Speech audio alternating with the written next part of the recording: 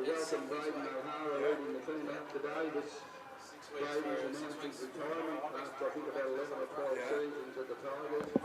Been a great scorer, a great player, and a great club consultant. And have a happy retirement. We believe it's 155 games. He's not quite sure. After the game, you'll have a chance, all supporters and players to just form a 1 minute. And Brady will be chaired off the ground. So after the game, if you wish to line up at the players' place here, Brady will be fair old. Very fitting for Brady.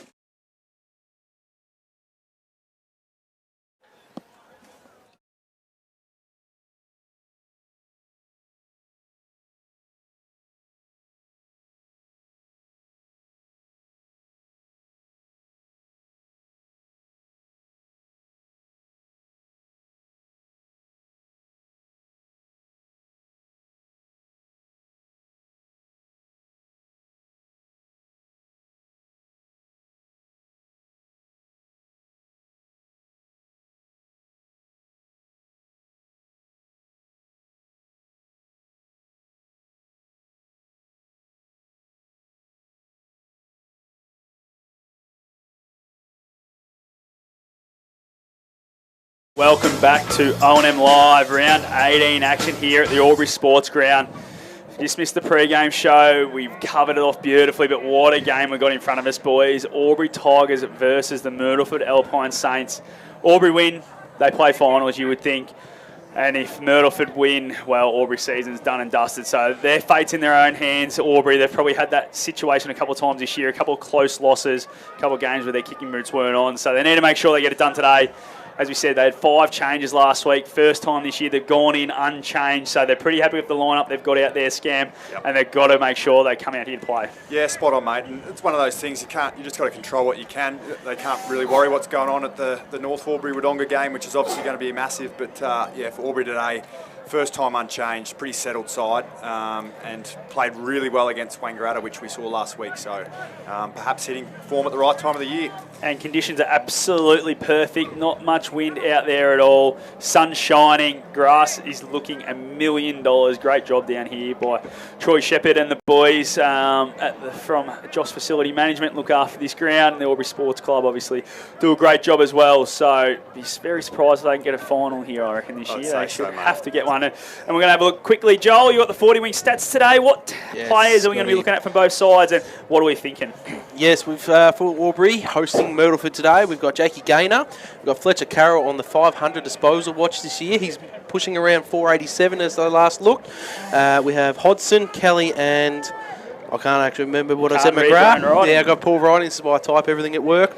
And coming from Myrtleford side, we've got Simon Curtis, Capillari, Murphy Dale, Brother Fraser, and Jackson East also on the 500 watch today, Scott. He's a great player. I've loved what he's done this year, Jackson East. I just feel he's handled Ovens and Murray football like he's a seasoned veteran here. He's come obviously from WA, a couple of connections with Peffbridge and all that, so it's great to see him out here. And we just heard the announcement over the ground announcing that it's Bren O'Hara's 150th and last, maybe in Albury colours, if there's no finals, but obviously he'll be hoping for his sake that there's a couple more games, maybe 154 he'll be hoping to get to. Yeah, well, yeah, last home and away game, and who knows, I guess more than likely last game at the Albury Sports Ground. So I just mentioned that, he'll be chaired off the ground at the end of the game.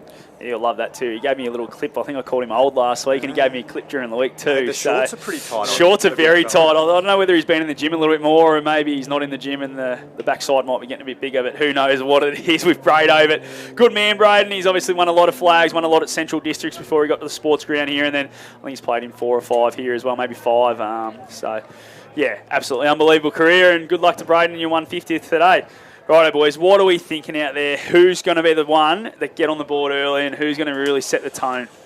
I think my man, I talked him up in the pre-match with Isaac Muller going to take out the MVP award today with a big day.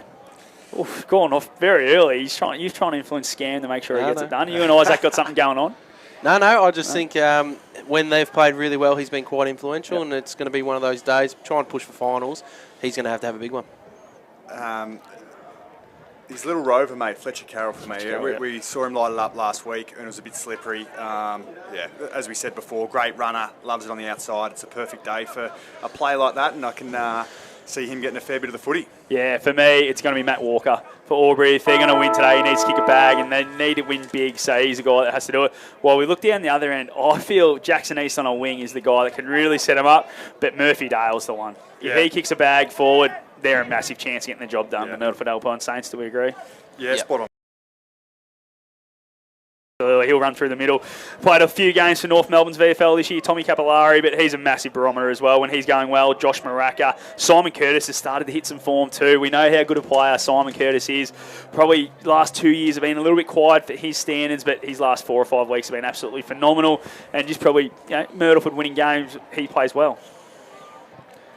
Yeah, no, fantastic summary there, Scotty. Sorry, I had a cough.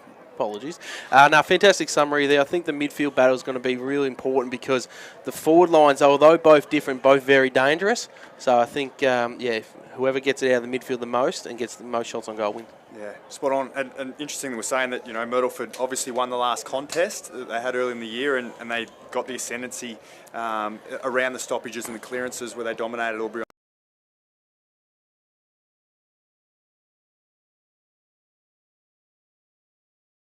You see Fraser Dale was having a fair few shots on goal, so maybe that's a sign he might roll forward a bit today. He's normally one that will come off the bench, so it's going to be very, very interesting. And the Albury boys in linked arms in a circle, it's something new for them, so maybe obviously just trying something different coming towards the end of the season as Elliot Power points to the Noriel Park end. So Albury will be kicking to the right of your radio dial, Myrtleford Alpine Saints to the Botanic Gardens end.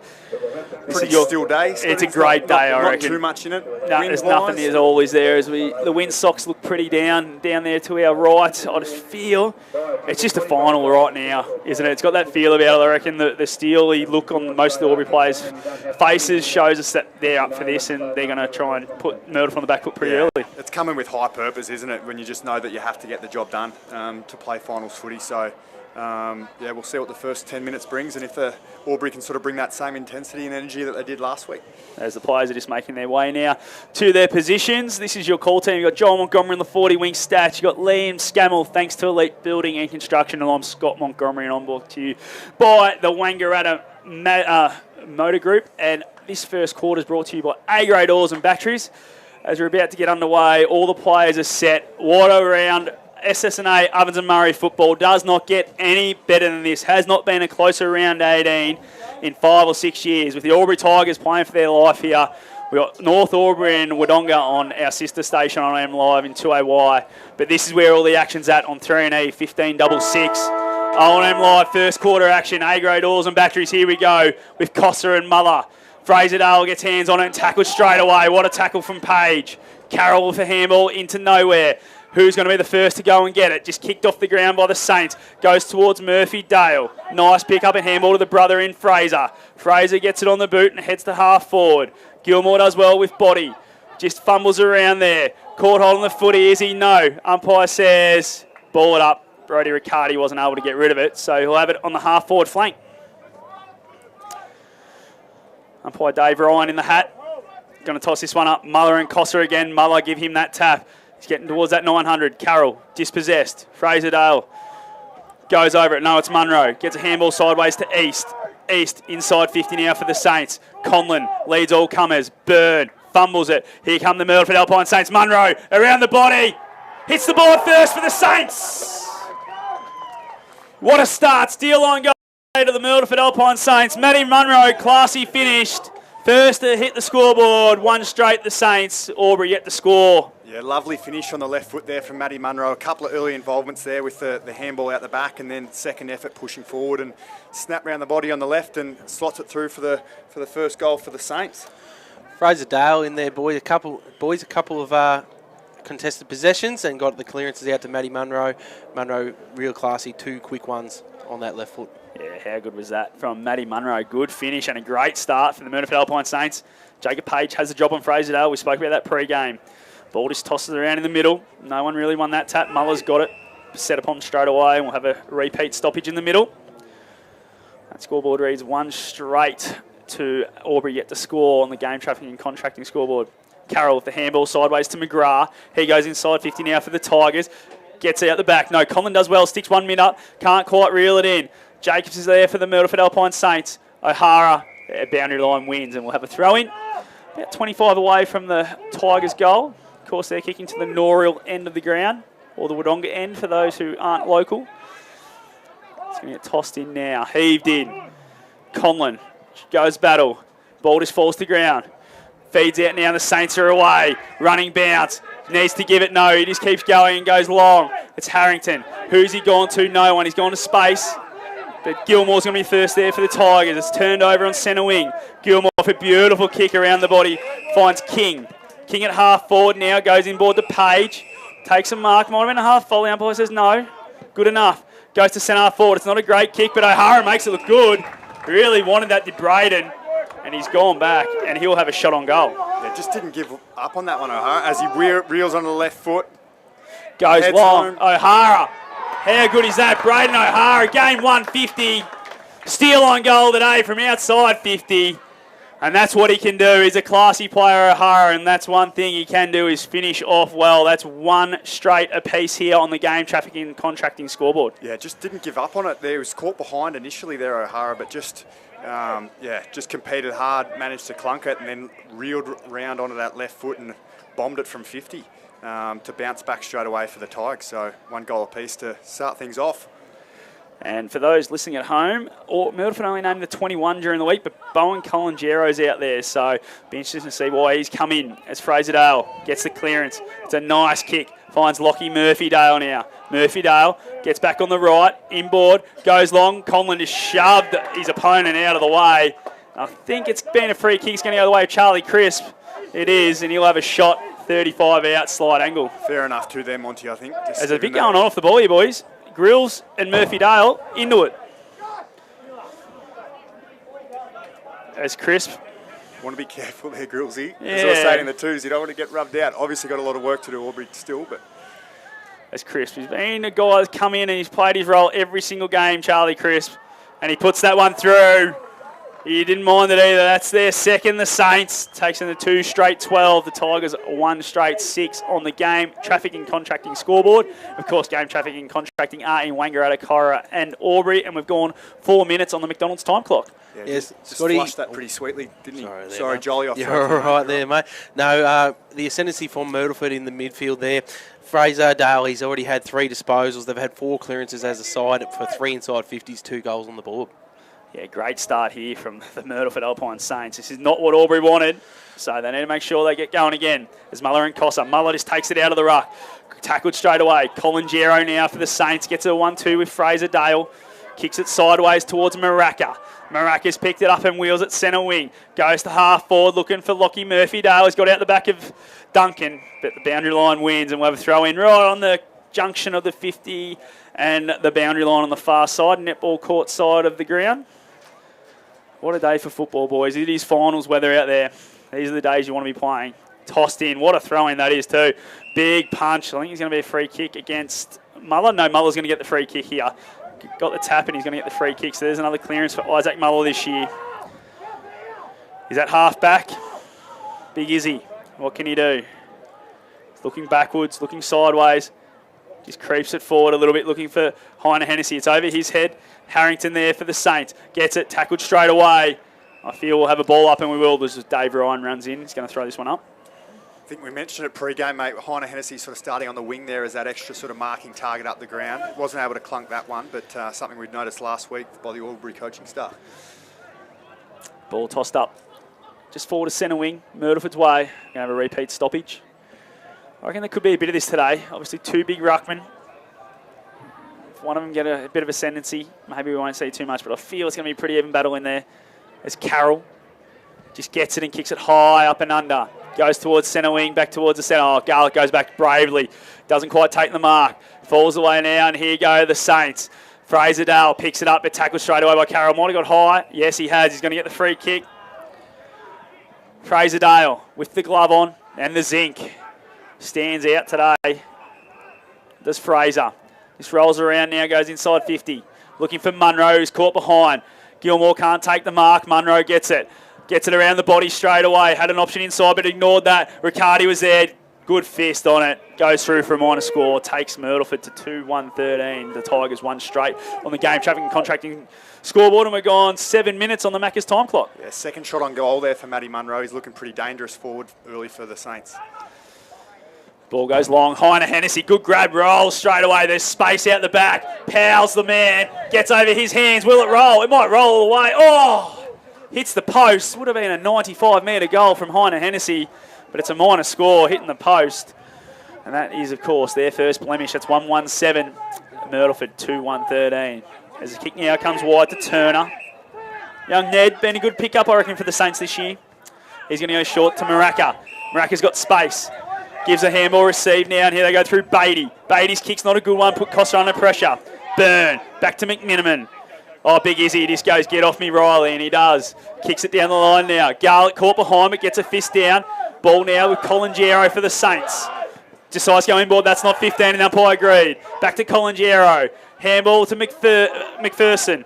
McPherson now, what's he going to do? Takes one bounce, needs a runner, just throws it on the boot. There's no one there. Max Burns, the only one there for the Tigers, and they're going to rebound. This is a high-paced game at the moment. He's going to Heine Hennessy. He's got plenty of space. He's got an option at half forward. It's Powell again if he can get to him. Needs a bounce and he gets it. Elliott Powell at half forward for the Tigers. He's got an option inside. He's going to try and find Page. Oh, it's gone through his hands. It was a bit hot. King at centre half forward. What's he going to do? Reece King sidesteps one. Gets it on the boot. It's a great hit.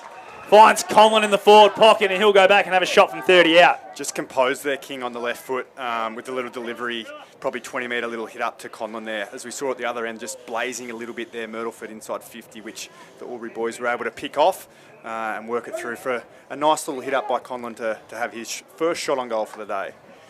Jacob Conlon, as he spoke about, 9th game for the year. He's kicked the 18 goals. So it's a good return. Qualifies for finals with today's game. Jacob Conlon likes it. Didn't like it off the boot, but it snuck in. Norman McClure had to do a bit of work behind the goals. But he says, that's all clear, boys.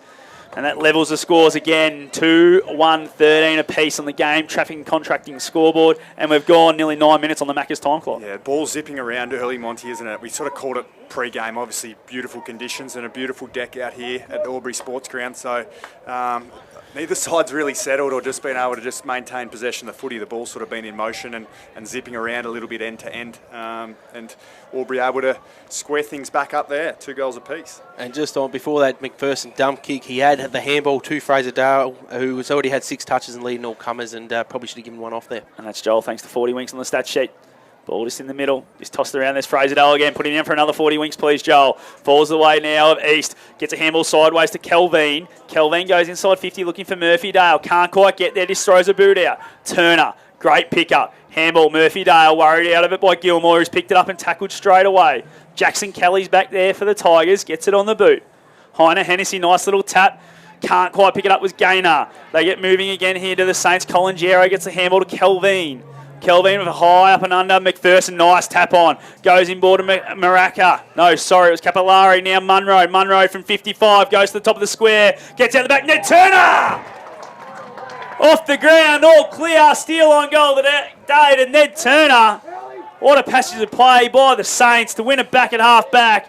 They get their third, 3-1-19. The Tigers 2-1-13 on the game traffic and contracting scoreboard, and we've gone 10.5 minutes on the Macca's time clock. That's how you like it as a little small forward, mate, isn't it? Little Ned Turner just crumbed it off hands and converted from directly in front. Matty Munro with the ball to the top of the square there. As we've mentioned a couple of times, he's looked dangerous early. Just swung onto the left foot, and Turner able to read it off hands and kick as easy a goal as you're likely to see. Not that far out. Don't mind them, do you? Scamming the goal square sometimes. Didn't have to pick it up, just off the ground. Ned, as I said, been a great pickup. Can we get a free kick go the way of the Saints? Are we? Pointing. Oh, don't know. He's now pointing the other way. Nope. Myrtleford. Yep. So Toby Costa will get the free kick in the middle. I think it must have been a centre square infringement. Costa, it's not a great kick. Puts Jacobs under pressure. He goes back onto it well now. Falls away of Capillari. Gives a handball to... Sorry, boys. That was Del Bosco. He's had the head shaved. And Gilmore's cut it off. Another dump kick there. Not a great one, was it? That's a poor kick too. Forrest has it. Now he goes to Del Bosco, the man I couldn't pick up before. It's a nice little neat kick to Beatty. Diesel, one of the best names in the ovens of Murray, I reckon. Goes short. It's not a bad kick. And finds East. Nearly recruit of the season for mine. Jackson East. He's going to go short. It's not a good kick. Oh, well done there from Conlon, who's got back to help out. Moves it on straight away towards Garlett. Garlett takes it. What's he going to do, Jeff? He called the play on now. Goes inboard, finds Walker at the top of the 50. He's got Carroll in a pocket. He's got Grills also. Ignores both of them. I think he thinks there's a chance from here, boys. They're taking his time going back over at Walker. He'll have to kick from nearly the point of the square, about 55. He's got the fresh wheels on too. They're nice and bright. Matty Walker. He's kicked the 35 for the year. Tigers leading goal kicker. Set sail from 55. He hasn't got the accuracy.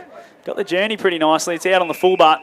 So it'll be a free kick in the back pocket, and I feel Simon Curtis has got back there to just try and slow things down a bit. Yeah, just pushed it across the face, mate. Always going to be pretty tough for Walker from there. Probably should have just sent that one to the top of the square. And what a hit that is. That's gone 65 metres on the fly, I reckon, from Simon Curtis, and taken by Ashton McPherson on the half-back flank. McPherson goes short, looking for Del Bosco on the half volley. Back to McPherson now. Just stuffing around for a bit here, the Saints.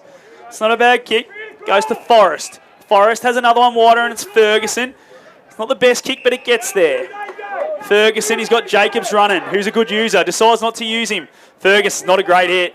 Duncan, McGrath, they raffle it. McGrath's the one that picks it up in the end. He's got time, goes short. It's not a good hit. And it's out of bounds. And we're going to have a throw in right in front of the Albury bench as we go to the 40-wing stats sheet. Joel Montgomery. Yeah, no, neither side's really creating any ascendancy on the scoreboard. Yeah, Myrtleford are winning here in the clearances and inside 50s, 7 and 6 apiece to 3 and 5 inside 50s to Albury. Kelly in the ruck now, but it's gone the way of the Saints and has come from Colin Gero to Dale. Dale now to McPherson, back to Colin Gero, back to Dale. That's Fraser. Fraser goes inboard looking for Del Bosco, and Jacobs gives a good shepherd. He's got an option in Booker. He's going to try and get it out in front of him. It's not a bad kick. Grills, what can he do to help out? Riley Booker takes possession. Dispossessed Maraca. Munro fell over and was able to still get a handball. Gets it to Booker. Riley sets for sail for home and he kicks it. What a play that is. That's a Mawson's concrete play of the day. Matty Munro sitting on his backside was able to get the handball receiver and give the handball to the running Booker who puts it through.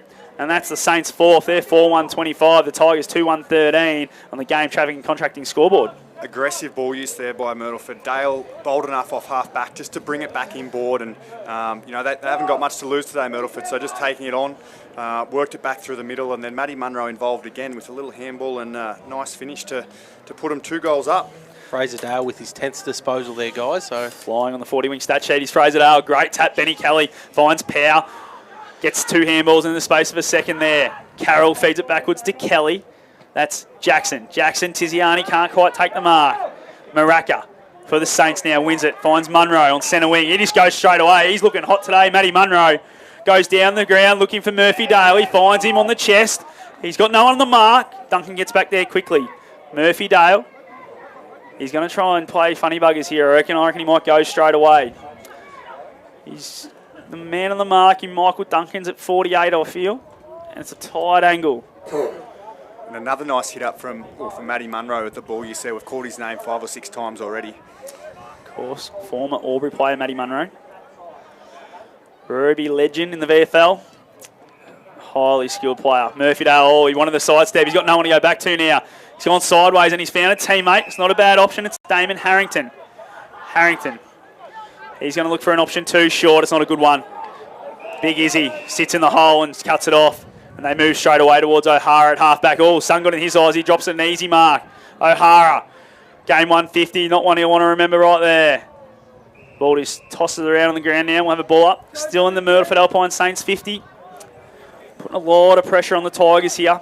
High intensity. We know the Myrtleford Alpine Saints like to play that way. Cossa versus Muller. Falls the way backwards now. Hodgson, nice handball to Byrne. Byrne worried out of it.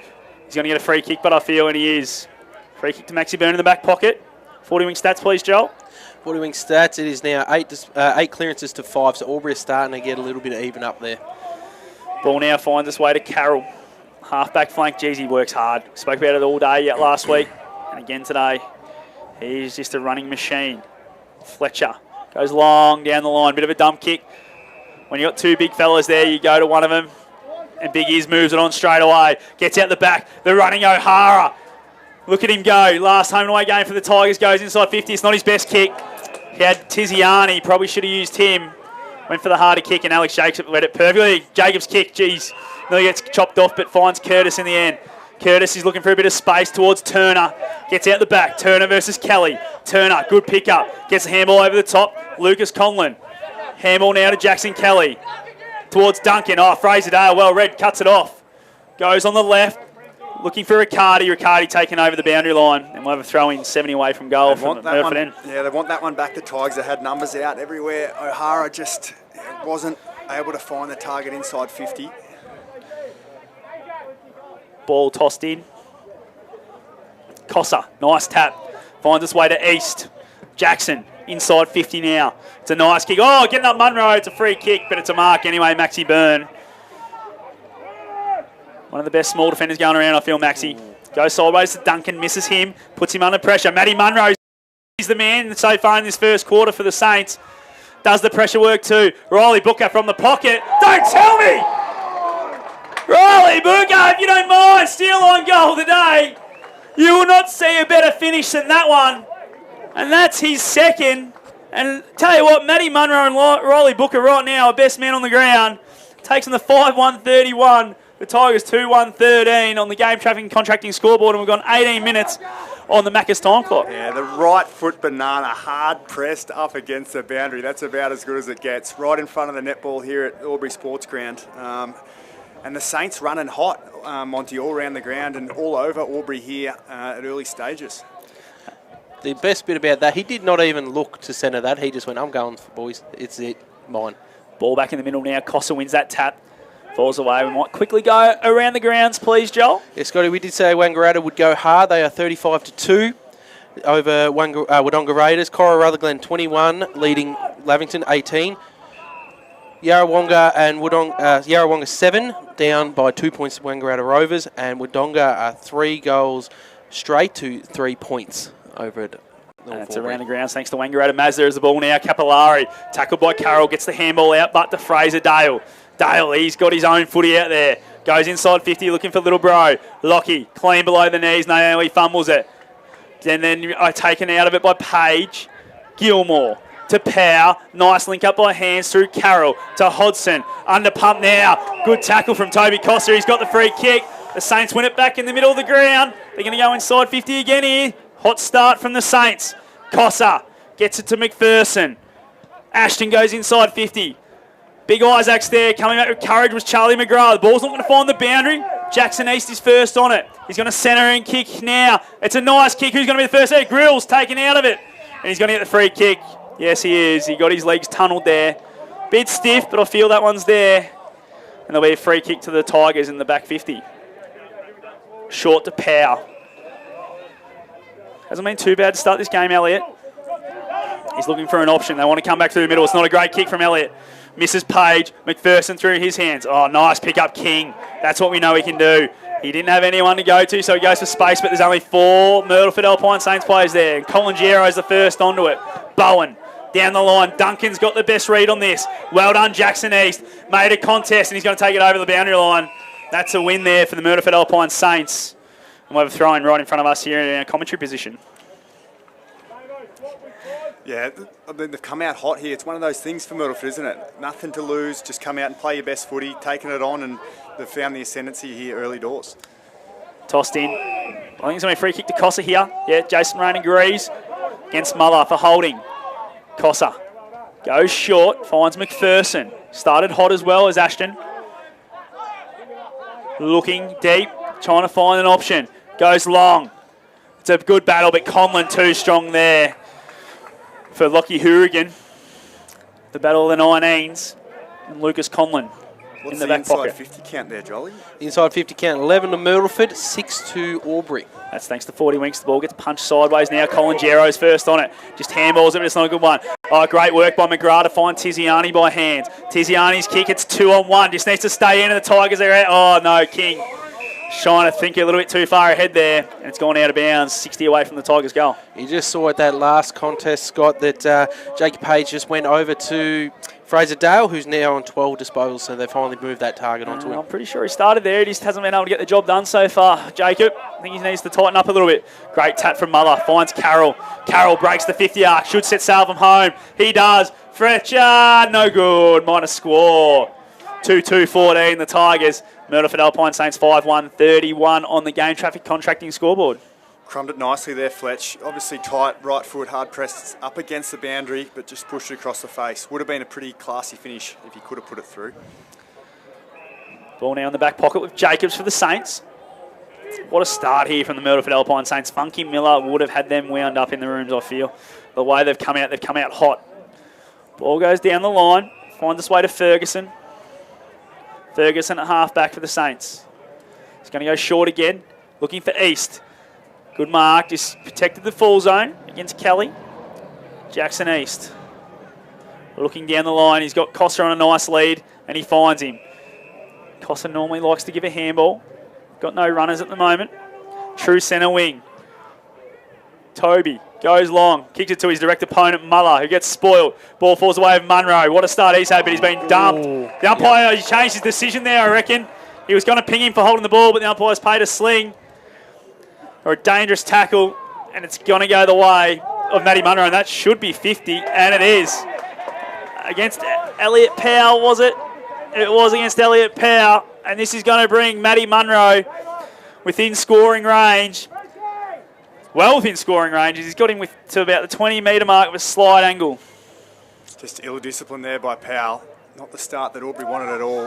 We've called Matty Munro a number of times already, and here he is lined up for his second shot on goal. Munro going for number 2. Oh, Muncher misses that one. That's his second behind. Minus score. Sorry, Monty. They've really had the run of play here, Myrtleford. I mean, and could probably consider themselves not unlucky, but they could be further ahead. And they've blazed inside. Oh, there's a bit going on, boys. A bit going on, and there's going to be a free kick go the way of the Myrtleford Alpine Saints at the top of the goal square. So I feel it's against Fraser Dale and Jake Page might have had a few words. Yeah, I know Elliot Powell was definitely in it.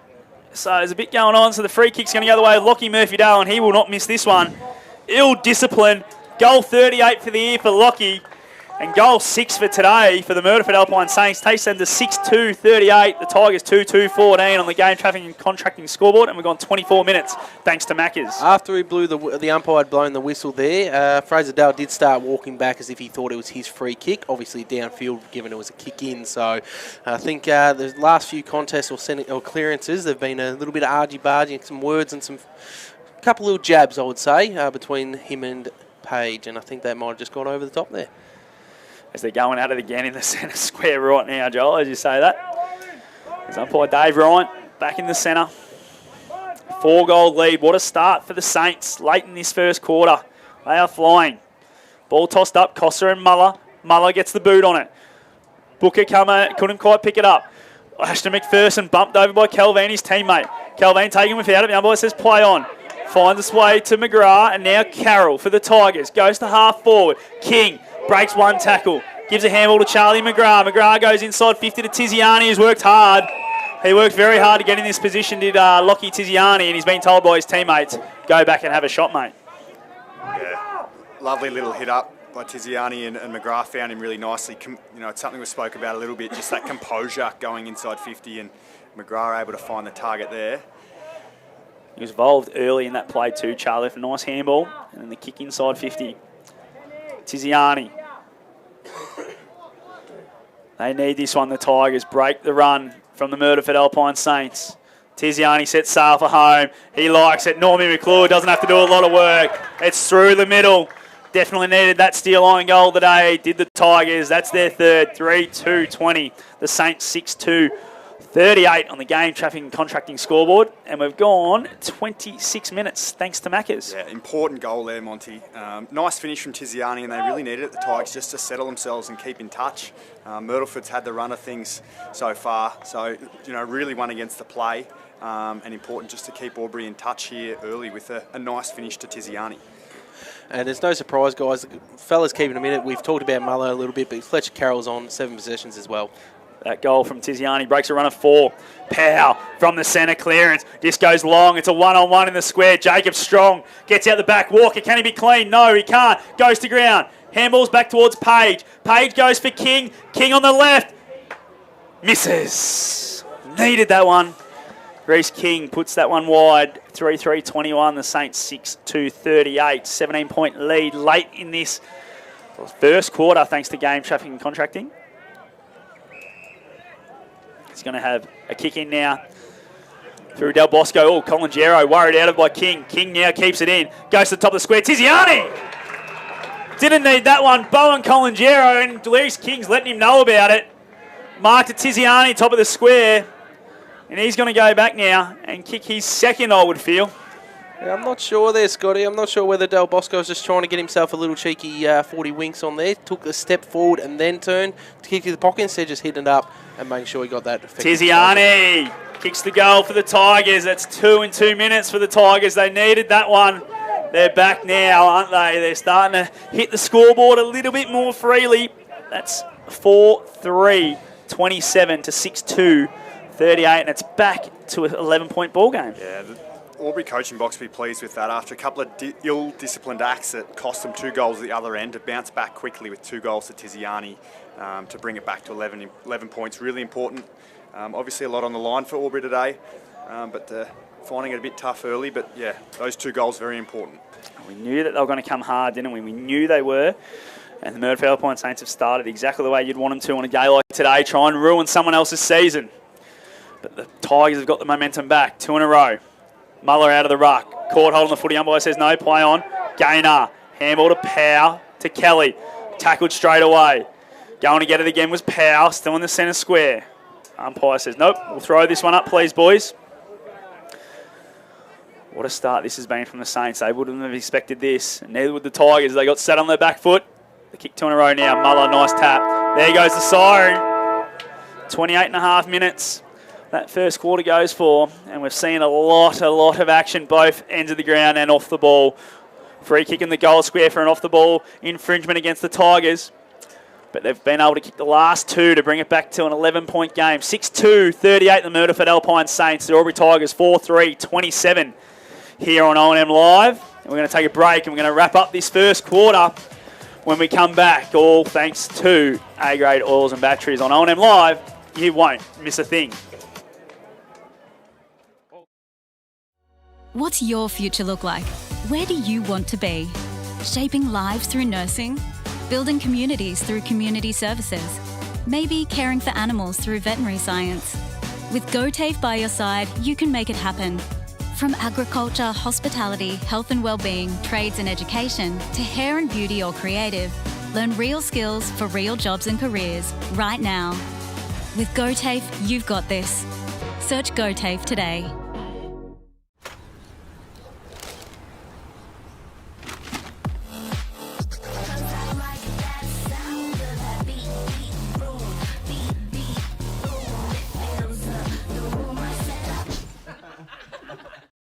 At 2AY, we're your home of live sport. Every weekend, we bring you the best live broadcasts of the Ovens and Murray football and netball. Listen this weekend on your radio or the 2AY app.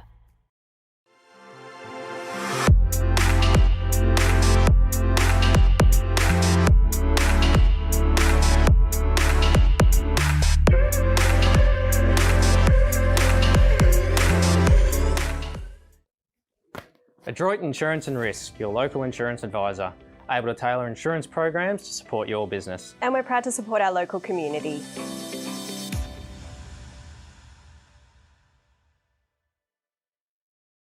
.0% alcohol. This changes everything.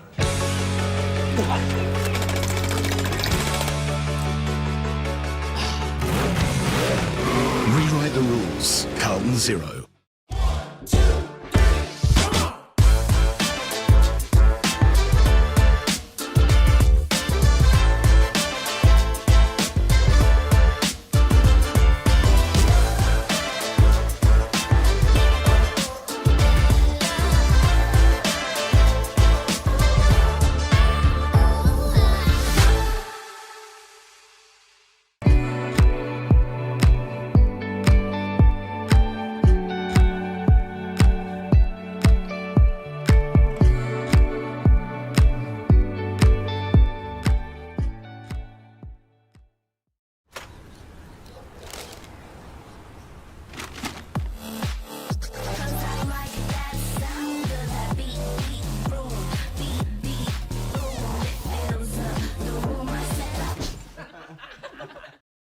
At 2AY, we're your home of live sport. Every weekend we bring you the best live broadcasts of the Ovens and Murray football and netball. Listen this weekend on your radio or the 2AY app. Pain or injury can stop you from living life to the fullest. Albury Wodonga Private Hospital specialises in advanced orthopaedic services and offers a full range of care from diagnosis to surgery and rehabilitation. Get back to the life you love with our support.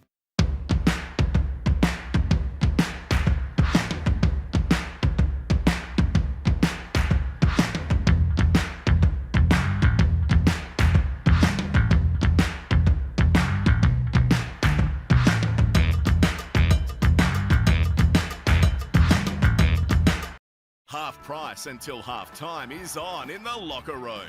Watch Friday night AFL footy action live on our big screen and get half price selected beers until half time. On now in the locker room at the SS&A. The Ovens and Murray Football League is proudly sponsored by Opal. Thinking packaging? Discover Opal.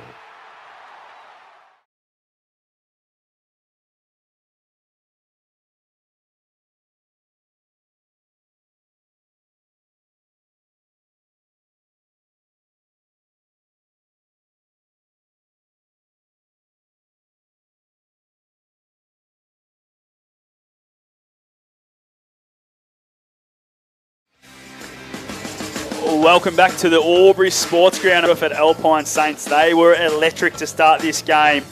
The score right now reads 6-2-38, the Saints. The Tigers 4-3-27. A run of 4 goals in the middle of that quarter was unbelievable from the Myrtleford Alpine Saints, but Albury got a bit of ascendancy back, kicking the last 2 on the 26 and the 27 minute mark. So they definitely needed that, both to Lockie Tiziani, who has the 2 goals, single to Bren O'Hara and single to Jacob Conlon for the Saints. We had 2 to Riley Booker, and then all singles to Munro, Charlie Crisp, Lockie Murphy-Dale and Toby Cossa. 40-wing stats, please, Joel. What are they telling us about the teams and then also the individuals you're running through? As for the teams, the Albury Tigers did start to balance it up a little bit. The Myrtleford Saints were at one stage about 6 to 7 clearances and inside 50s ahead, and now it's evened up 12 clearances to 8 with 14 inside 50s to 9. So they did start to peg it back. 4 marks inside 50 for both on that. In terms of actual players, we've had Matty Munro has been able to set up a couple of goals. We obviously saw Tiziani with 2, Buka with 2, as you mentioned there. So they're your Cavaliers Homes quarters best? I would have Fraser Dale as my Cavaliers best. He had 12 touches and they were very important. Few clearances and was running hot. For Albury side, I would have Fletcher Carroll. He really started to build that resurgence back with 7 touches himself. And Scam, what did you see out there and what do you think the coaches have delivered at quarter time? Well, important those last 2 goals for Albury, as we mentioned. Obviously, a couple of ill-disciplined acts. Important to peg a couple back going into the break. Be interesting to see what happens with Jake Page. We mentioned him pre-game. I think he went to Capillary at the first bounce, and Fraser Dale was obviously running wild and running rampant through that first quarter. So I think the Albury coaching staff might have made that move to start to lock down on him. Absolutely, and I feel that the messaging might have been, righto boys, we got punched in the face from the Snip and Sean Daly, but now we just got to respond. We responded well late in that quarter, kicked those 2 goals, but now we just got to make sure we start this quarter like we thought we probably should have started the game. Yeah, that's right. I mean, Myrtleford's probably surprised them a little bit, got the jump on them, and we mentioned their ball use inside 50, Myrtleford, blazing away a little bit. They could have, if they used it a little bit better, they could have found themselves a couple more goals in front, I think. So, big quarter ahead for the Tigers, 11 points down. Absolutely, and I feel those last 2 goals, if Myrtle were able to hang on and not give those 2 up, one of them was a really poor kick in from Mitchie Del Bosco and Bowen Colangero. Probably should have taken that mark, comes back to the top of the goal square and gives Tiziani one. It just really hurts all the momentum that you've been able to build throughout the first quarter, doesn't it? Yeah, you're spot on, mate. Interesting to see just at this first centre bounce that Page is lining up on Capillaro again. So we'll see if he swings to Fraser Dale after the ball up. It's going to be very interesting to see what the coaches do. As Liam Scammell, thanks to Elite Building and Construction, Joel Montgomery on the 40-wing stat sheet, and I'm Scott Montgomery for the Wangaratta Motor Group. Second quarter action about to get underway thanks to Jayco Albury Wodonga. As we just wait for the final of I think the sponsors' day here, Scam. Yeah, so the patrons, mate, they're taking their time so good up they've probably got a few beers in them already. I think the sponsors' day started about 1 o'clock, so they've got an hour and a half into them as Page has gone straight across to Fraser Dale already. So maybe just a bit of mind games there, not starting with him As no one really wins that tap. Carroll gets the clearance, but sideways to Heiner Hennessy. Back to Byrne, who's under the pump straight away. Kick out in front of King. Super clean King. Gets on the left. Nice hit to Tiziani at half forward for the Tigers. He's going to wheel straight away and go towards Walker. Tripped over. Umpire said play on. Walker's still down. Hope he's not injured, boys. He has not moved. He hasn't at all. There's a bit of a worry here, a bit of concern. A couple of players have raced in. It's Matty Walker. He just went to ground, didn't he? There wasn't a lot in it. Just sort of got bumped and went straight to ground. Whether he's collected someone on the way through or what's happened, but he did not move for a long time. No, he's in a bad way, boys. He's in a very bad way. I don't think he'll be back. Nah, he's unsteady. He's, yeah. I don't know. Jeez, so I hope they just stop him and don't let him get up. Half Trainers are there now. Perhaps a knock to the head. He was sort of... Maybe a heel, like a head as he went towards ground or something like that. Yeah, so without really knowing, I'm not seeing it. It's this game's going to be held up for a little while, I think, boys. Yeah, he's in a bad way. He's not in good shape at all. He's going to have to get carried off. Jeez, I prefer him just to get the stretcher out there on this situation. Just joining us, we just got a halting play with Matty Walker. Just went to ground a bit, innocuously and was laid flat on the ground for a good 4 or 5 seconds and tried to get up and was wobbling his feet, and he's been helped now by the trainers. He's going to have to come off and they'll go through all the concussion protocols, but this isn't good, especially if Albury, if they happen to get into the finals, he'll miss the first 2 weeks of finals if it is a concussion. You can see the runner there just pointing to take him straight to the rooms here too, boys. I think they were starting to come to the bench and they've decided to go straight to the rooms for Matty Walker. That's good. Good decision there. Smart. I think with concussion you're allowed to do that. So obviously we'll have a halt until he gets taken from the ground. Scoreboard at the moment has not changed since the quarter-time siren, and it's 6-2-38 to the Saints, 4-3-27. The Albury Tigers. And we might just quickly go to our other game on our sister station, which is, of course is on 2AY, 1494. And the Dogs have opened up a 20-point lead, 4-1-25 to 5 behind. So North Albury kicking themselves in the foot early if they want to stay in this finals race. As Matty Walker's still getting help from the ground. Other games, we have a lead at the moment to the Cora Rutherglen boys. They've had 9 shots on goal, 3-6-24, 3-1-19 Lavington Panthers. So massive there. The Wangaratta Magpies doing the job. They'll finish third. They're 45 points up already early in the second quarter. 1 point lead to the Rovers against Yarrawonga. And as we spoke about the game here, 11-point lead to the Myrtleford Alpine Saints. So it's games on the line everywhere. Looks like Wangaratta are going to really push for that third spot as now the game's back underway. All the best to Matty Walker, who's been taken from the ground. Clearance one by Myrtleford. Maraka just fumbles. Still inside the Albury 50. We're going to have a ball up. Dave Ryan comes charging in with the hat on. Very sun-smart on a day like today. 3 minutes gone on the Macca's time clock. 11-point lead, as I said, on the CMV truck and bus scoreboard. Tap one goes to Gaynor. Tackled straight away. It's going to be a repeat stoppage. Third one in the space of about 30 seconds. Be interesting to see here, Monty. Obviously, the first quarter was pretty frenetic, but that break in play might just slow things a little bit. Ball gets won by Ben Kelly in the ruck. Ball just on the ground now. Fraser Dale, give him another 40 winks. Mitchie Del Bosco gets it on the boot. It's going to come straight back in as Gilmore's taken the inset mark. He wants to be brave and go inboard. It's not a great kick, but Duncan makes it look all right. Takes the mark in the centre circle. Duncan goes towards O'Hara. Game 150, just pushes Curtis out of the way. It's the right call. Hands in the back. Simon Curtis will have it at half back for the Saints. And gives it straight to Colin Giero. No. Told to come around his mark. So Curtis will get it again. Former Lavington coach. Been great since he's been up there in the Alpine area.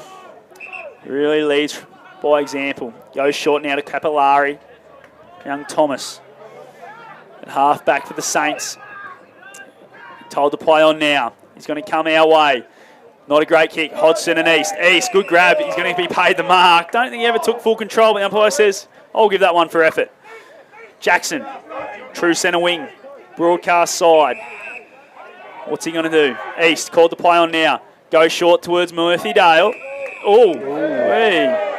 That's not smart. We know he's been done for a few weeks doing that sort of thing already. There's Murphy Dale. Goes short. It's not a great kick. Go Hodgson now for the Tigers. Wins it. Takes it out of bounds. He's not disappointed in that. No, clever play by Hodgson. Didn't have much on it. Just sort of fainted like he wanted to handball and took it over. As we heard Funky Miller next door, really letting the boys know he wasn't happy with that kick from Murphy Dale. Ball tossed in. Muller pushing the back. It's going to go the way of Cossa. Bit stiff there. Battle of strengths. It's Cossa. He's got Colin Gero. Oh, should have given it to him. Should have given it. Told to play on now. Goes inside 50. Hourigan. No, it's not. It's Crisp. Crisp picks it up. Tackled straight away. The umpire's got it. And we'll have a throw up just inside 50 for the Myrtleford Alpine Saints. Muller and Cossa do battle again. Muller just goes bang with a big fist, but to no one in particular. It's cut off there from Harrington. Harrington's kick's not a good one. It's gone out on the full. And the Albury Tigers should get moving again here. As it's Jackson Kelly in the back pocket. Goes towards Carroll. Well done by East. Come back bravely. Puts him under the pump, but Carroll really clean. Back to Kelly. Kelly to Byrne. Byrne goes with a yard kick sideways. Out of bounds on the full as well. Not what you want. He was looking for Duncan, but missed him. And Murphy Dale is a guy that can kick these sort of goals from the pocket. Yeah, going to be a tough one, mate. Pushed right up, nearly against the picket fence. In front of the sponsors there on Sponsors Day. They'll be letting him know about it, won't they? Have an ale or two in already, I reckon. Absolutely. Scam. He's probably lucky it's not the fourth quarter. There's Murphy Dale. Shapes like he's going to banana it, which he will. Plays on now, around the corner. Lockie Murphy Dale. Through for a minor score. Takes them to 6-3-39. The Albury Tigers 4-3-27 on the CMB truck and bus scoreboard. And we've gone 6.5 minutes, thanks to the Macca's time clock, but we have had a bit of a delay because of the concussion of Matty Walker. Yeah, concussion of Matty Walker, straight down the race to the rooms. So I doubt we'll see him again today. As Carroll has it in the back 50 now for the Tigers. Goes short to Hodson. Bryden. Called to play on. Goes sideways and finds Gilmore on the 50 sign. Gets moving now towards centre wing, and it's a terrible kick. Cut off by Curtis. It just rolls on straight away. No pressure whatsoever. It even takes a laconic bounce. Goes long to the top of the square. No one there, and it's going to roll out in front of the famous old scoreboard. And out for a throw-in as we go to the 40-week stat sheet. Yeah, Simon Curtis with his second disposal there, Scotty. Leads with Capillari, and Fletcher Carroll for Albury has had 3. He's almost at the 500 mark. And that's just in this quarter? For this quarter, yes. Ball gets tossed in. Forward pocket for the Saints. Gets over the back. Muller just punches it forward. East tackled straight away by Hodgson. Umpire says ball it up. And we'll have a repeat stoppage inside 50 here for the Myrtleford Alpine Saints, who have been so good to start this game. They need to just make sure they convert this second quarter as they've had a bit of possession. Byrne running back for the Tigers. Near the boundary. Tackled straight away by Hourigan. And we'll have a ball up. Another repeat stoppage inside 50 for the Myrtleford Alpine Saints. Umpire Jason Rain in front of that famous scoreboard. Tosses it in the air. Muller just shoves Hourigan out of the way. Smothered off the boot. And it's going to go out of bounds. And we'll have another repeat stoppage inside 50 for the Myrtleford Alpine Saints. On repeat here, Sam. Yeah, that's it, mate. A few more stoppages this quarter. Since the Walker incident, the game just slowed down. The sting taken out of a little bit. But it's hot conditions here, so it couldn't continue at the pace it was. That's Liam Scammell, thanks to Elite Building and Construction. Muller takes it out of the ruck. Munro, who was so electric in that first quarter, just keeps going. Taps it the way of Colin Gero. Great handball to Capillari. Capillari around the corner. Another minor score. They're going to have to convert sooner or later, the Myrtleford Alpine Saints, because they are on top here. That minor score takes them to 6-4-40. The Tigers 4-3-27 on the CMB truck and bus scoreboard. And we've gone nearly 9 minutes, thanks to Macca's, here in the second quarter, thanks to Jayco Albury-Wodonga. As Tiziani just sends it long towards centre wing. It's a nice kick out the back and finds Heiner Hennessy. Heiner Hennessy in front of that Sponsors Day packed balcony here at the sports ground. Colby called to play on now. Goes down the line. Big Ben Kelly couldn't quite hold on to that one. It's gone out of bounds, and we'll have a throw in right in front of the race here at the Albury Sports Ground. Something we noticed last week and have mentioned a couple of times that Heiner Hennessy playing up on the wing. He's a good marking target, another leading option for Albury to find up on the wing, a long way from home, compared to the normal role he plays. Ball tossed in, fumbling around on the ground. A repeat stoppage. We go quickly to the 40-week stat sheet. Yes, boys, clearances are 3-2. Obviously, with a big gap there with the time, there hasn't been much clearance work and a couple inside 50s apiece. As Lavington have kicked back, and they're 31, leading by 7 points now against Cora. And in the other game, it's 5-1 to 5 behind. So Wodonga getting the job done there. As now the ball through Colin Gero for the Saints. Goes sideways to Hourigan. It's not a great kick. Poor bounce. Gilmore for the Tigers, wins it. Now he goes to Duncan, who goes short to O'Hara, who just rolls straight away. Smart. They got players out the back. He goes towards Tiziani, takes it and plays on straight away. He's inside 50 now to Conlon, who goes through. He's going to get the free kick. There's a little hold there as he dropped the mark there, Jacob. Against Ferguson. That was a Mawson's concrete play of the day. The way they were able to just keep rolling through the wings and through the centre of the ground there, Liam. Yeah, O'Hara just wanted to keep the ball in motion. As soon as he clunked that one, just wanted to reel and go and get the ball moving forward as quick as he could. And that's what you love as a forward, isn't it? He's won the free kick in the end there, Conlon, but that fast ball movement inside 50. And he'll kick from in front of the netball, in the netball pocket. Yeah, where Riley Booker kicked his from the boundary in the first quarter of goal of the day. Jacob Conlon, he's such a pivotal cog in this forward line. Set Salva home. He's kicked it. Steal on goal of the day to Jacob Conlon, if you don't mind. That's his second. And they've kicked two from that pocket, the boys. It must be a nice win because that one, I didn't give him a chance, but he's put it through, big Jacob. And that's the fifth for the Tigers, 5-3-33. It's back to a 7-point game, 6-4-40 on the CMB truck and bus scoreboard, and we've gone 11 and a half minutes thanks to Maccas. You'd love to see it from Big Conlon there. Just backed the drop punt in and just squeezed it through on a really tight angle. Classy finish from the big fella. He's probably been a bit quiet and a bit out of form in recent times, so a bit of a confidence booster for him, and with Walker going down, he'll be important up forward for the Tigers. As Fraser-Dale putting down for another one, and McPherson gets the clearance. Goes out wide towards the wing. First there was Turner, but overrun it. McGrath now gets tackled without it. He's going to get the free kick. Good decision by Jason Rain. Hodgson just limping and maybe grabbing it a little handy. Yeah, he's done, I reckon. He was getting a bit of a treatment before he went back out there, boys. So, obviously on his third game back, and he was carrying a calf at the start of the year. There's King now in the centre of the ground. Has a runner in Page. Page through the circles. Goes inside 50. High to Hennessy. It's the only one that really wanted it. Garlett. He's got Conlon all by himself. And Conlon's going to go back and have a shot for his third and bring it back to a 1-point ball game.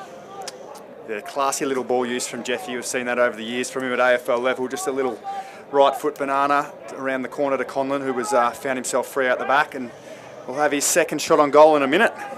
Boys, I reckon that's Bryden Hodgson's day done the way as he comes to the bench. Not happy, pretty dejected. I reckon it's a calf or a hammy, so we'll get a hammy, mate. Bit of word on that at half time. Reach for. It's Conlon. Starts his approach. He's on the runway. Sets Salva home. That's a beautiful strike of the footy. That's his third. Jacob Conlon back to a 1-point ball game. 6-3-39, 6-4-40. The Saints with that 1-point lead. CMB truck and bus scoreboard. And the Maccas time clock says we've gone 13 minutes. Myrtleford have got the ascendancy out of those clearances there, but they've just been dumping it and throwing it away. And on that rebound, Albury have been fantastic finding targets inside 50s. They've actually led the inside 50 count 5-2 this quarter. That's 4 in a row. Last 2 of the first quarter and first 2 of this second quarter for the Albury Tigers. And they are flying at the moment. They are back. They needed this. They've just got to get the 4 points today. Cossa in the middle. Gets the tap. McPherson tackled straight away. Very tight in there.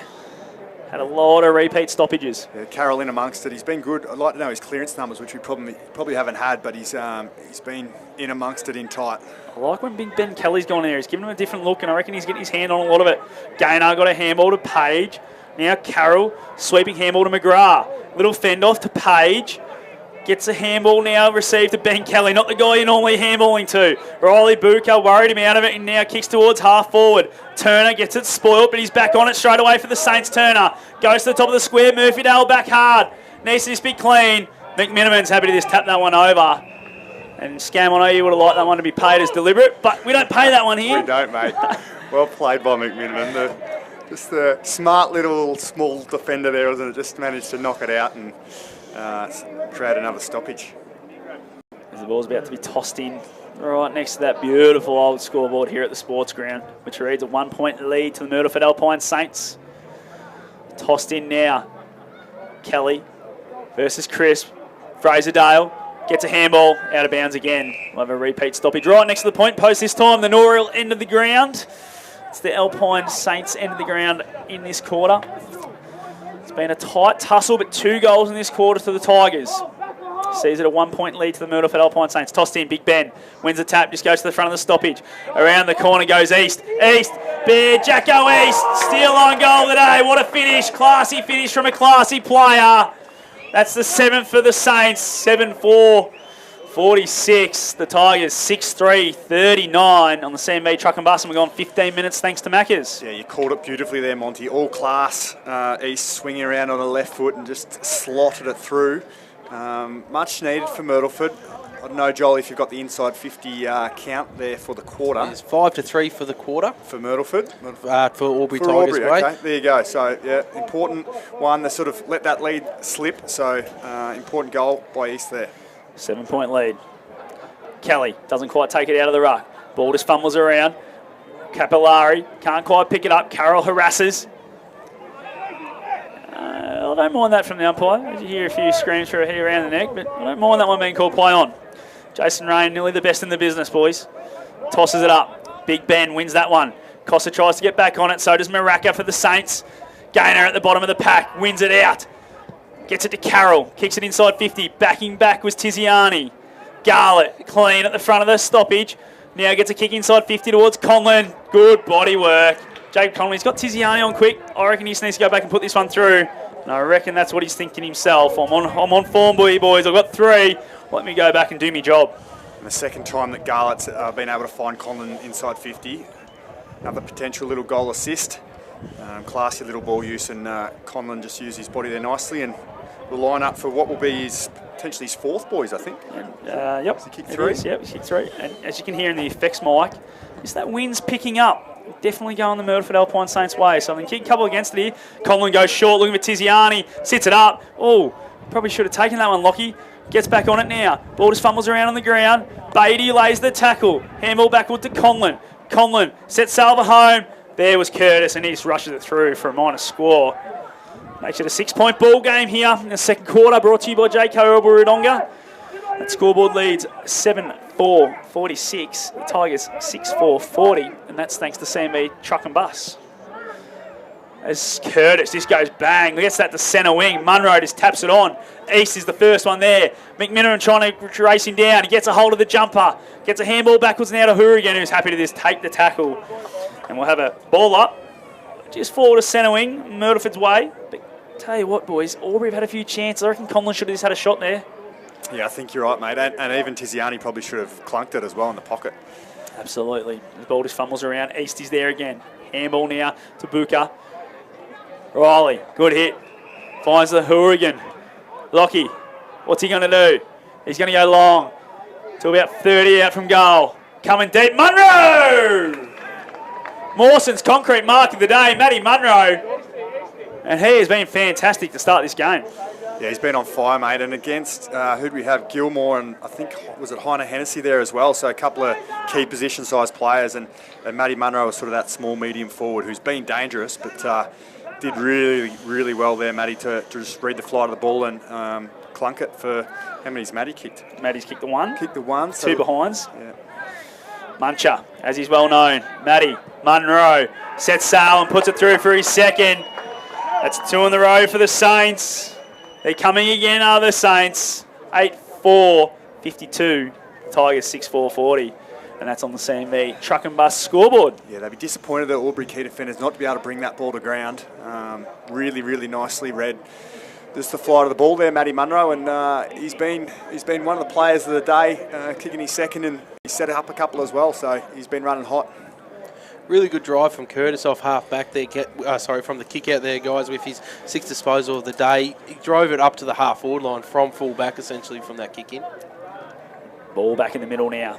Muller's back in the ruck versus Cossa. No one really wins that one. Powell's there for the Tigers. Gets the handball to Carroll, who just shrugs the tackler and keeps going as Carroll goes inside 50. O'Hara can't quite take it. Curtis does well to bring it to ground. Capillari's been caught, did the 360, got the handball away, but the umpire said no, you had time. So Gaynard's going to get the free kick, 50 away from goal. He's got an option in Tiziani. Keeps finding space, does Lockie, and he's going to take the mark in the pocket. Probably a little bit further out than where we saw Jacob Conlon kick his last goal. But Tiziani, definitely an option from there. And the wind has died down again, so it's not a bad, it's a big chance for the Tigers here. Yeah, lovely use of the footy there by Jakey Gaynor, the little tackling machine. Did well to win the free kick, and again, important for Albury to just keep in touch with Myrtleford here through Tiziani. Lockie, he's kicked the 2 today already. He's been elusive. This is what we want from him. Tiziani sets sail for home. He's not happy with it, and he's just going to scrape it in for a minor score. That's their 5th minor score, 6-5-41. Plays 8-4-52, 11-point ball game on the CMB truck and bus scoreboard, the way of the Saints. And we've gone 20 and a half minutes on the Macca's time clock. That last bit of play there, Fletcher Carroll got involved, boys. That is possession number 500 for the season. A big one for him. 540 wing stats for the season. How good is Fletcher Carroll going? We knew he'd be a big recruit, and he's been unbelievable. As the Saints have it, defensive 50. Capillari. We might just quickly go around the grounds, thanks to Wangaratta Mazda. Scam, you got it from there? Yeah, Wangaratta 74 plays... Just sorry, mate, I always cut you off as King. Has it now inside 50. It's a poor kick. Maraka chops it off. Goes to Turner. And the Saints have it at half-back. Continue, thanks to Wangaratta Mazda. Wangaratta 74 plays Raiders 9. Lavington 44, 20 points up on Corowa. And Rovers have jumped 2 goals out ahead of Yarrawonga. And Wodonga 31 plays North Albury 14. We're tightening up there at Button as Duncan through the centre of the ground goes sideways to Page. Page now is going to go short to Gilmore. Just forward to centre wing on the far side of the ground. Gilmore looking for an option. Tiziani again standing there all by himself, but he goes, no, I'm going to go long, inside 50. It's not a great kick. O'Hara does well, just gets back with the bodywork. King comes through the pack. Reese King! Steal on goal today, if you don't mind. Reese King read that beautifully, as your small forward should. He kicks the Tigers 7th. They're flying. Yeah. It's 7-5. Just as the scoreboard ticks over, 7-5-47, 8-4-52. Back to a 5-point ball game on the CMB truck and bus scoreboard. Yeah, love him as a player, Reese King. Hard at it and just read it beautifully off hands there, and then Capoe's little finish there for the Tigers. Really starting to get the ascendancy with the inside 50s guys. 9-5 now Albury's way, and you could really see that even when they aren't marking it, they're bringing it to ground and creating that uncertainty for the defenders. As here they go again. Carroll with another 40 winks goes inside 50. Garlett just putting the pressure on. Oh, well done, Del Bosco, clean. Now it's Beatty. Beatty looking for an option, but in front was Byrne. McPherson tackled straight away, and we'll have a ball up just on the line of the centre square in the far wing. Quick to get it up too, Jason Rain. Muller, big tap forward. Who's going to be the first there? It's Beatty. Beatty tackled straight away. Comes out and Capillari overruns it. Back on its Page and Powell. Pops up to Cossa. Cossa goes to Fraser-Dale with a short little one to East. Great tackle from King, but he gets the kick away. Gilmore, sideways, looking for Carroll again, but it's missed him. Coming through is Harrington, who read it beautifully. Gets a boot off the ground, it goes towards the boundary line. He'll be happy to take this one over. I reckon it's a 2-on-1, but no, he keeps it in. And it's a poor kick from Harrington. Page couldn't hold the mark. It's now found its way to McGrath. Backwards to Carroll. Carroll to Powell. Powell with the overlapping run from McGrath. Look at this for gut running from Charlie. Oh, the bounce wasn't quite there. Missed it. Didn't come back to him. Here you go, the Saints now. They get moving. Beatty, clean. Poor handball. Misses Cossa. Muller tackled straight away. You're caught, Big Izzy. Well done, Toby. Got back after making the mistake. Disappointing there for the Tigers. Had numbers on the overlap through McGrath and just mishandled. As Cossa heads towards half forward. Ball punch forward. Fraser-Dale having some sort of day. Looking for Hourigan. Oh, well read by Conlon. That's Lucas in the back pocket for the Tigers. He's going to go long. And he's found Heiner Hennessy at the top of the defensive 50 who runs. Takes a bounce. This one comes back to him. Goes short and finds O'Hara. Running his power through the middle. Here he goes. Little Alfie. There's his second bounce. Power sets sail for home. Goal! Mawson's concrete player of the day. Elliot Powell finishes with a steal line goal today and takes the lead back for the Tigers. 8-5-53. The Saints 8-4-52 on the CMB truck and bus scoreboard. Yeah, beautiful finish there by Powell with a couple of bounces as he crossed inside 50. And you love that ball use from Albury, straight down the guts. Nice mark there by Heiner Hennessy at centre half back, and he took it on and moved the footy just how the Albury coaching staff would like. Fletcher Carroll there, guys, really been in everything in this resurgence. He's up to 9 disposals for the quarter and leads all comers for Albury. So we're going in this quarter. 2 goals to Albury, 2 goals to Myrtleford, 2 goals to Albury. As the ball gets tossed up in the middle. Isaac, he's starting to impose himself a little bit. Gets the clearance and finds Page. Page at half forward. He's going to go back inside 50. Coming through is Conlon. Here they go, the Tigers. They look dangerous when they move the footy like this. And Conlon's going to go back for number 4. 5th inside 50 mark for the quarter there, guys, for Albury. We've spoken about the tagging role that Page has done at times. It's not often that you associate the beautiful ball use with the tagging type player, and Page, sensational little left foot lace out to Conlon on the lead. I think Mullers are starting to wear down Big Toby in the ruck, I reckon, boys. I reckon the second half could be Isaac's game to win it for his team. As Conlon on the runway now will set sail from 45. Big Jacob loves it off the boot. That's his 4th. That's his 3rd for the quarter. And here go the Tigers. This is them flexing a bit of muscle, I feel. 9-5-59 the Tigers. 8-4-52 the Myrtleford Alpine Saints on the CMB truck and bus scoreboard. Yeah, the Tigers needed someone to step up with Walker going down with concussion earlier, and Conlon's done that with 4 goals and a half. Just presented up, straight up the middle there beautifully, and goes back and slots his 4th. Did mention Izzy there, Scotty, about work starting to wear down Toby. Now the clearances are at 7 apiece, where it was 7-2 early. Big Isaac, the big captain. He's a captain sort of guy you want to follow, isn't he? You love it. As no one really wins that one. Cossey gets it at ground level. Garlett's gone in the middle and he's won that one. Oh, he's going a bit too quick where his legs as Muller comes through off the ground. Someone needs to come through, and hard as Forrest gets a punch on it. Beatty now gets worried out of it, but he goes back and gets it to Diesel. Goes to ground level, and we'll have a ball up inside 50 for the Tigers. How about big Izzy, just the blazing right foot. Sunk the shoe into it off the deck and pumped it 50 metres inside 50. Nearly 27 gone on the Macca's time clock. Coming through Harrington, worried out of it. McPherson tackled without umpire, says play on. Gaynor gets the handball sideways, so does Heiner Hennessy to Grills. Grills inside 50, looking, O'Hara's under it. Brado, it's going to be a free kick, go the way of, Myrtleford. I think it was a bit of a push out. It's going to go the way of Nick Ferguson in the defensive 50. Needed that bit of relief. He's got to go on the ground level. There's a lot of Albury Tigers players there. As the kick goes sideways now to Kelvin. Kelvin gets it over towards McPherson. No crisp. Come up from half forward for a nice lead. Got honoured. Just a workhorse, Charlie Crisp. Now he goes to McPherson. It's not a great kick. Puts him under the pump. He's got the wheels to get around McGrath and go inside 50. It's a bit of a wobbler. Who's going to read it best? McMiniman went through his hands. And it's going to go out of bounds, and we'll have a throw-in inside 50 for the Myrtleford Alpine Saints. We just saw Harrington coming to the bench, guys, holding onto the lower back hip area, and he did kick a couple of water bowls over, so he's not very happy at the moment. As we spoke about, Albury are 2 down, we feel, with Hodson maybe a hamstring, and of course Matty Walker with a concussion. We won't see either of them again today. There's Biz Isaac starting to assert some dominance out of the ruck, gives it to Garlett with a beautiful piercing kick, finds Conlon. Conlon on half back. Just looking down the line, this Jacob, long way from home. Smart play, just goes short and finds McGrath. Young Charlie, what are his numbers on the 40-wing stat sheet? It's only the second for the quarter score. He's been a little bit quieter than the first. Been lively. Down the line goes Charlie.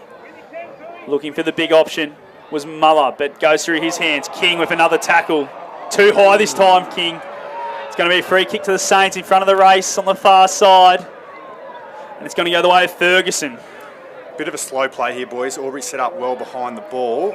Myrtleford might need to look to switch and come out the fat side if they want to open it up. Frazerdale goes short, finds a teammate, and it's Curtis. Curtis in front of the Terry Cross stand, goes down the line and finds Ferguson again. Ferguson right in front of the race now, on the far wing. Called to play on and goes. Gets about 10 metres on the run. It's not a great kick, but gets over the back. Who's going to be first on it? Big Toby. Cossa, what can he do? He gets worried out of it. Goes the way of Conlon. Goes sideways now to Heiner Hennessy, who's under the pump. His kick's a lucky one. Come off the side of the boot, but finds Gilmore at half back here for the Tigers. Commentary side. He's looking for an option. Down the line might be the one. Reece King's on the lead. There goes the siren. What a second quarter of footy that was from the Tigers. We spoke about Myrtleford. They held an 11-point lead at quarter time. Siren goes, and Albury have kicked the 5-2 in that second quarter. 9-5, 59. Myrtleford 8-4, 52. 7-point lead to the Albury Tigers here at halftime. We're going to take a break and we're back with our halftime show. And thanks to McDonald's on O&M Live, because on O&M Live, you won't miss a thing. All clear. What's your future look like? Where do you want to be? Shaping lives through nursing? Building communities through community services? Maybe caring for animals through veterinary science? With GoTAFE by your side, you can make it happen. From agriculture, hospitality, health and wellbeing, trades and education, to hair and beauty or creative, learn real skills for real jobs and careers right now. With GoTAFE, you've got this. Search GoTAFE today.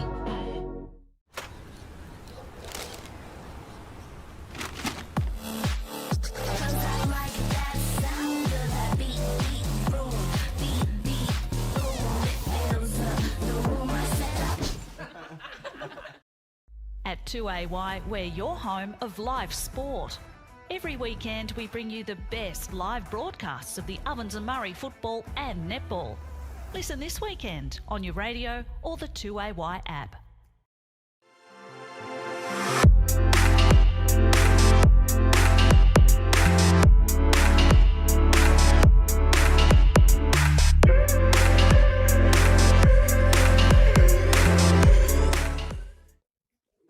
Adroit Insurance and Risk, your local insurance advisor, able to tailor insurance programs to support your business. And we're proud to support our local community.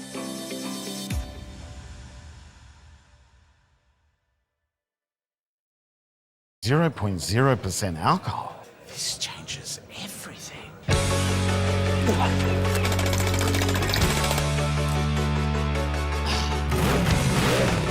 Rewrite the rules. Carlton 0.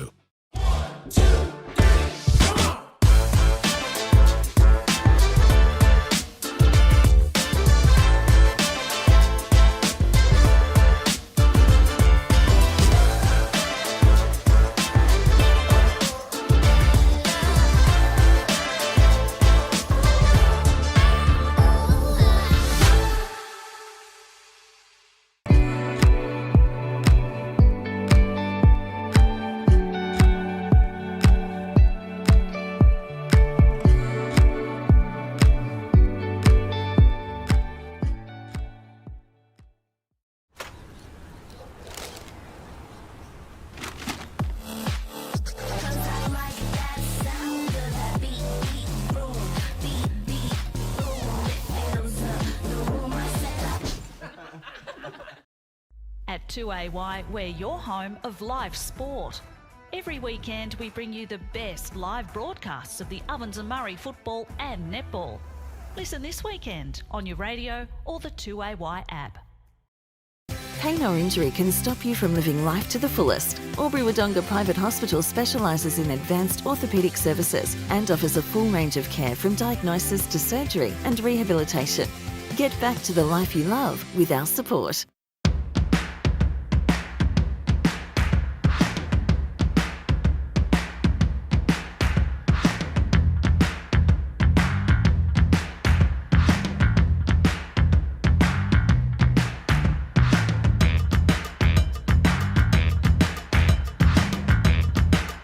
Half price until half time is on in the locker room.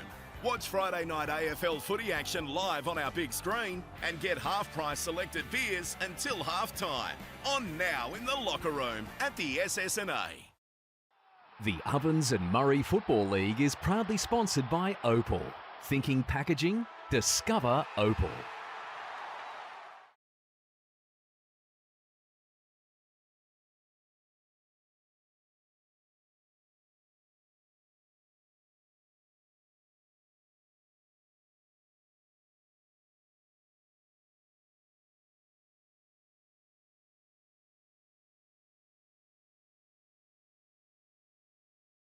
Welcome back to the Albury Sports Ground for O&M Live halftime. Thanks to McDonald's.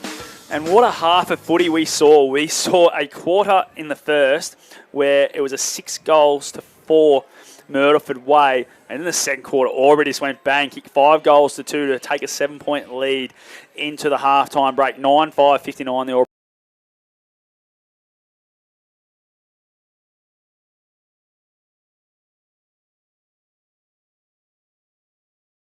Off in that second quarter, and very early on Matty Walker left the ground with concussion, carried by 2 trainers, and I think Scam, you've got a bit of word from the rooms that it's definitely both boys done for the day. Yeah, both boys done for the day. Hopefully Matty Walker in particular is okay with what looked like a pretty heavy head knock, and innocuous, wasn't it? We didn't really see what had happened, but we'll obviously go back and have a look at that. But he'll miss 2 weeks now, 2 games of footy. It's 3 weeks, obviously 21-day protocol with the concussion, so he's got to wait till a preliminary final and hope that Aubrey can get there to be able to play again this year. And Bryden, well, 21 days normally as well for a hamstring. So he's probably going to have to really push to try and get back for a prelim if Aubrey are happen to make the finals, and also if they get that fast, they're going to have to win a couple of finals for those boys to get back. So it's going to be very interesting. Hot day we spoke about. Maybe that had something to do with the Hodgson injury. It's going to be very, very hard for them to be able to run out the game too short. But the way they played the back half of that second quarter was unbelievable. The first kicked 2 goals, one at the 11-minute mark, the 13-minute mark, and then they went 22-minute mark, 24-minute mark, and 26-minute mark. So in a 4-minute period, they've kicked 3 to finish the quarter. So they were dominant to finish that, but they've got to make sure now they're probably going to have to play a little bit smarter and not just go 100 miles an hour, are they? Yeah, you're spot on, mate. Just on Hodgson, obviously hasn't played a lot of footy this year. Third game today. Third game back, so I think he's had some soft tissue injuries through the year with a calf problem and hammy flaring up today. So be interesting. I'm sure we'll go around the grounds shortly to see what's happening in the other matches, but, I imagine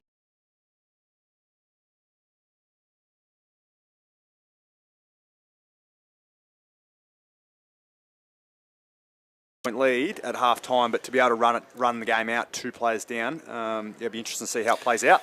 Yeah, well, the player for me in the first half, Shape Colony, kicked the 4 goals, and our singles to Powell, O'Hara, 2 to Tiziani, and another single to Reece King. While for Myrtleford, Matty Munro, he's probably been nearly their best player, been so lively across that half-forward line. He's kicked the 2.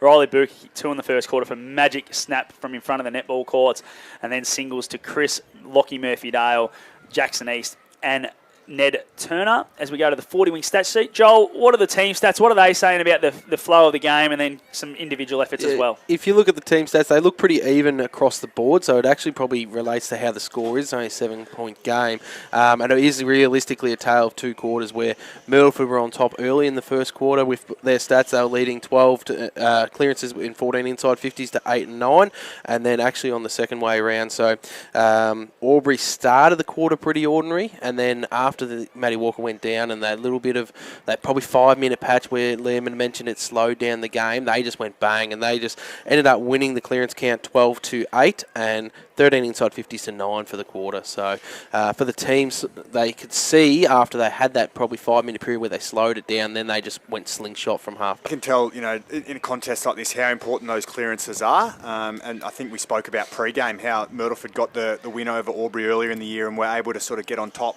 particularly from scores from stoppages. So probably no surprise there to see that, Albury being able to turn that contest around the footy around, that's where they were able to sort of get the ascendancy and win the quarter. Jolly. Yeah, I think Izzy was a real big influence into later that quarter, but he was really helped by his running mate in Fletcher Carroll. Fletcher Carroll that quarter had 9 for the quarter, 17 for the game, so he's had a really big first half. On the other side of the fixture, Fraser Dale had 12 in the first quarter, a little bit quiet in the second, still had 7, but there was a patch there where he didn't have a lot for a while when Albury started to get on top, so he ended up with 19 for the half. So all the other comers, it's around 7s and 9s, so there's no one realistically having a big game outside those 2. But I think, you can start to see the ascendancy around what Fletcher Carroll and Izzy Mello are doing. Yeah, we spoke about Fraser Dale, how hot he was early, obviously 13 touches in the first quarter, and it looked like the Albury coaching box sent Page to him to spend a bit more time on him, and obviously his numbers there, Jolie, have come down a little bit, and probably his impact as well. He looked incredibly dangerous and was probably sort of the catalyst for that Myrtleford run on in the first quarter. There's a lot more creativeness out of the clearances there, or coming back inboard with some dangerous kicking, where a couple of those touches he had, they were just little dinky handballs, and it wasn't really creating that extra space for his teammates there. In terms of Cavalier, Holmes, quarters best guys, I would have had Fletcher Carroll, if not for Jacob Conlon there. He's had 3, probably should have had another one there. We passed off to Tiziani. Maybe the wind did pick up at that time, but he's had 4 or 5 marks inside 50 for the quarter as well, so pretty big. As we might just quickly go around the grounds thanks to Wangaratta Mazda, and there's a couple of big scores going on. Wangaratta have a 76-point lead over the Raiders, 86-10, a 16-point lead to Lavington over Corowa, it's 46-30.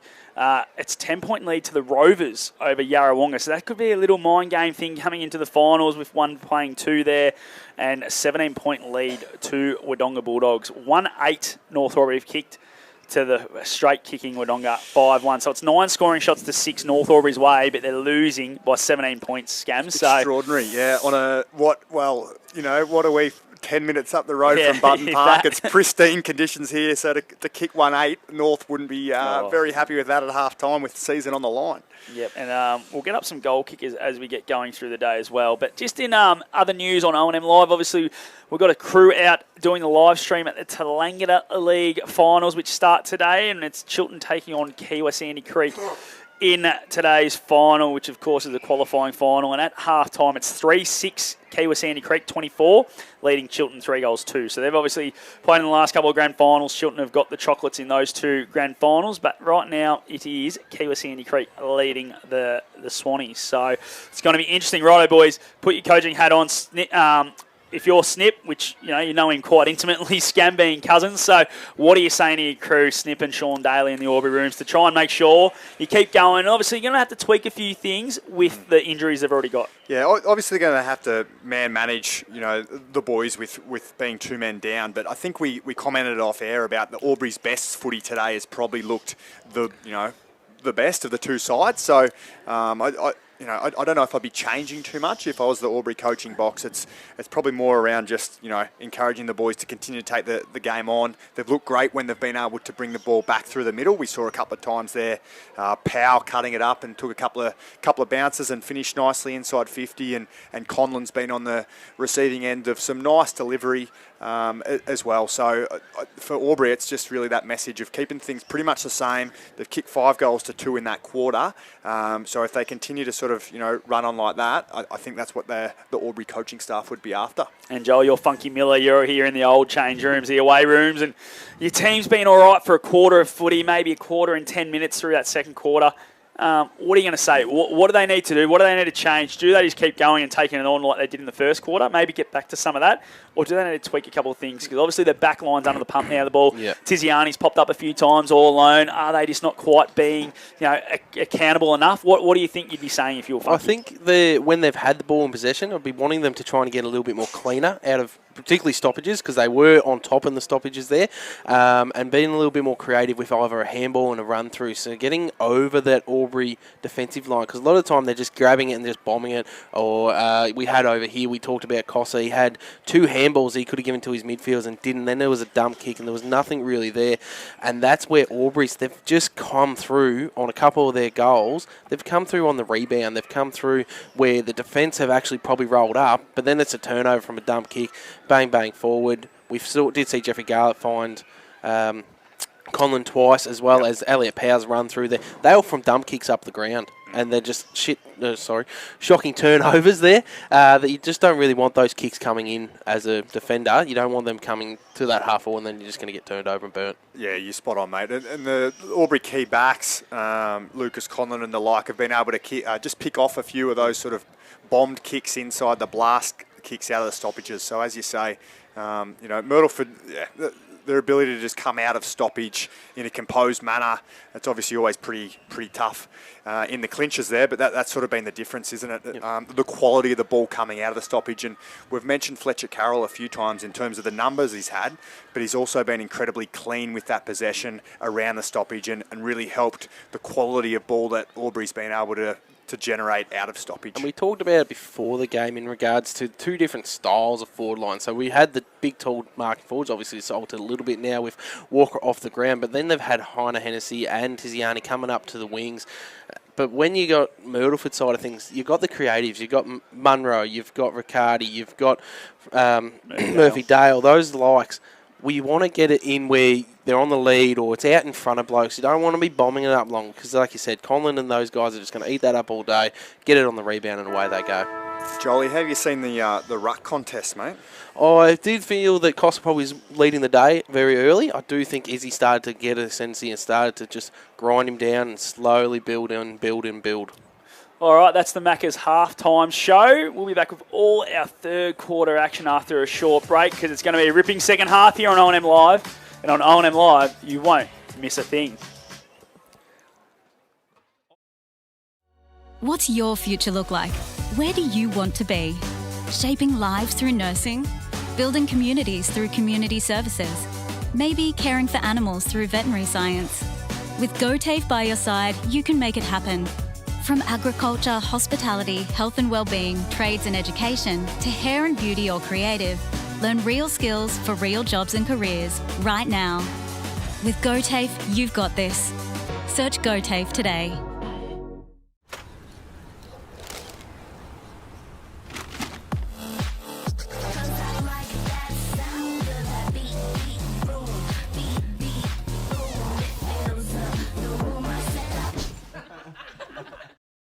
At 2AY, we're your home of live sport. Every weekend we bring you the best live broadcasts of the Ovens and Murray football and netball. Listen this weekend on your radio or the 2AY app.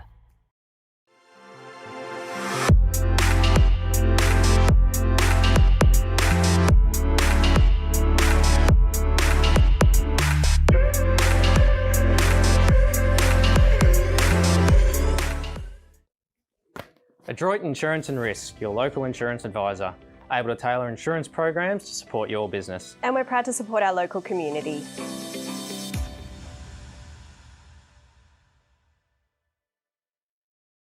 .0% alcohol.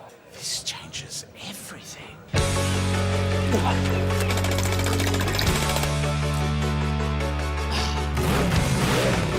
Rewrite the rules. Carlton 0.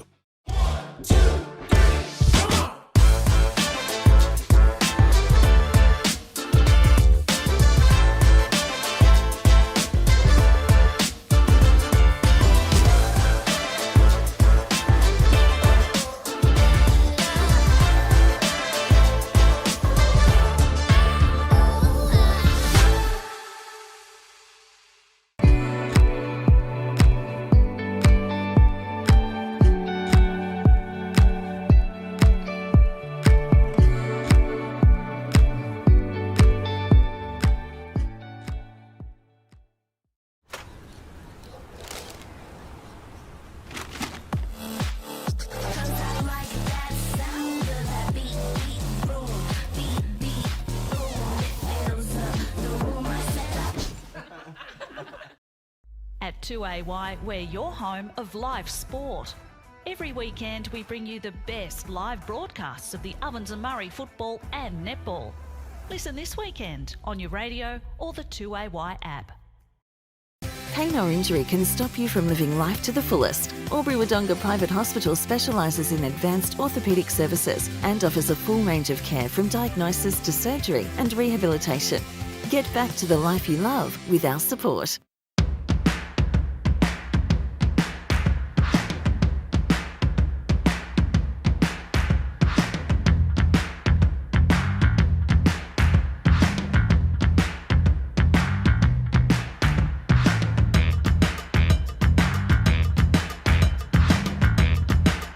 Half price until half time is on in the locker room. Watch Friday night AFL footy action live on our big screen and get half price selected beers until half time. On now in the locker room at the SS&A. The Ovens and Murray Football League is proudly sponsored by Opal. Thinking packaging? Discover Opal.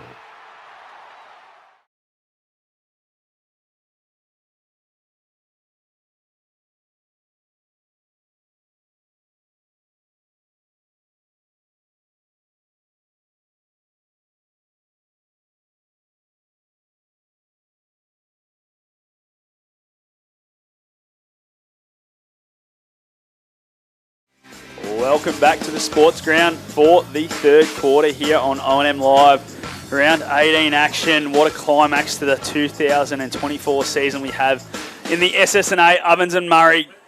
Everyone's season's still alive. North Albury have kicked themselves out of the game there at the moment, but who knows what they'll do. They're 2-9, so they've kicked another score, boys. So they're 2-9, only 10-point game there at Bunton Park, 2-9-21 to 5-1-31. That's gone nearly 10 minutes in the third quarter, so they're well in front of us. So Albury, halfway through the last quarter, may know what they need to do to make the finals. Well, I guess they'd like that, wouldn't they? It makes life a bit I don't know easier. if you can do too much about it at that Hold point, the green sign up like they do in the AFL or something like that. Just got to go, boys. Yeah, exactly. I just saw, I think Hodgson, definitely done. I saw Snipper Miles, the Albury coach, just consoling him and there on the bench. So we discussed it a little bit, but Hodgson and Walker both out second half for Albury. So on a warm day here, we'll see if they're able to run it out. It's going to be very, very interesting. Second half here. All our third quarter action will be brought to you by Albury Wodonga MG. You got Liam Scammell in the box thanks to Elite Building Construction. You got Joel Montgomery on the 40 Winks stat sheet, and I'm Scott Montgomery thanks to the Wangaratta Motor Group. As we spoke about at half-time in the Macca's half-time show, it was really a half where both teams toed and froed a little bit. The first quarter was definitely probably more the majority of Myrtleford's way, and then that second quarter probably went back the other way a little bit more towards Albury, especially kicking that 5 goals. They kicked 2 to start the quarter, which was a run of 4 with 2 in the to finish the first quarter. Myrtleford kicked back with 2, but then they finished the second quarter with 3 goals in 3 minutes. So they were on fire. They just need to make sure now they've got to get it in Conlon's hands as much as they can, I feel. Interesting to see here, mate, just the start of the second half here, that Jakey Page has come to the Pine to start the quarter. We saw how much of an impact Fraser Dale was able to have in the first term when he was able to run loose and have 13 touches. So it'd be interesting to see if someone else is going to pick him up here at the start of the second, or if he might be able to impact similar to how he did in the first. Well, they've gone with their quick men in the middle of the Albury Tigers. You've got Power, you've got Gaynor, and you've got Carroll, and led by the captain in big Isaac Muller as he goes with Cossa to start this third quarter in the ruck. Comes out the way, Grills, who charged in off the wing, wrapped up straight away. And we'll have a throw up. Umpire Jason Rain straight into it. That's what we like to see. Gets it on. The two ruckmen just grabbed each other. Umpire said, probably free kick, we will play on. Handball to Gaynor. Now it's gone to ground, and we'll have a repeat stoppage. Our third ball up, and we've gone all of about 500 mil in the middle of the ground. Sun-bathed Albury Sports Ground here, round 18, SS&A Ovens and Murray action on O&M Live. As Fraser Dale is going to extract this clearance. Finds its way to Capillari, now sideways to Riccardi. Riccardi on the move, goes inside 50. Looking for Murphy Dale. It's a great kick and finds Lockie Murphy Dale, who's going to go back for his second. And he's well within range, Liam. Yeah, read it nicely there, Lockie. But again, we mentioned Fraser at the start of the quarter there was able to get the crucial clearance and clean ball use out of that stoppage, as we'd mentioned at half-time. Myrtleford had been blazing out of those stoppages at times, but that's what they want to see, I'm sure, the coaching staff. You know, nice, clean possession out of a stoppage, and sets up a shot on goal here for Lockie. Lockie, 37 goals coming in today. He's kicked the one already. Set sail from 40. He loves it off the boot. Fist pumps straight away, straight over the top of Norman McClure's hat for a steal line goal today. Back to a 1-point game, 9-5, 59, 9-4, 58 on the Paulie's Corner Cafe scoreboard. And we've gone all of about a minute and a half on the Macca's time clock. I'm enjoying the airtime that Norman McClure's getting today, mate. He's bloody one of the greats of the He's one of the easiest goal umpires to pick. That's why, Scan. Yeah, absolutely. Yeah, no, they'd be really pleased with that, Myrtleford, obviously, to bounce back. It's been a real arm wrestle, so we'll see if they can gain the momentum here at the start of the second half. Massive start for the Saints. Ball in the middle now, Muller, tackled straight away by East. It's David and Goliath right there. As the umpire Dave Ryan now throws it up in the middle. Muller and Cossa. Cossa wins that tap. Falls the way of Capillari now to East. East goes by foot to half forward. Murphydale and Duncan. Gets out the back and Gilmore's there to help. Gilmore tackled straight away. Umpire says play on. Ferguson for the Saints goes inside 50 with a bit of a weird, wonderful kick. He's kicked it! Steal line goal today to Nick Ferguson. He did not hit the right side of the ball at all there, but it's gone straight through the middle. And that man, Norman McClure, said straight through the middle, boys, all clear. That's a steal on goal today to Nick Ferguson. Gives the Saints back the lead, 10-4-64. The Tigers 9-5-59 on the Paulie's Corner Cafe scoreboard. 2.5 minutes gone, thanks to Maccas. Nice finish, boys. I mean, I'm not quite sure what he was meaning to do. I don't think he meant it. I don't think he meant it. He was trying to go to the top of the square, but, you know, the result's all that matters at the end of the day. So, first 2 of the second half to the Saints. First 2 clearances, first 2 inside 50s for the Saints here, boys. They come out red hot.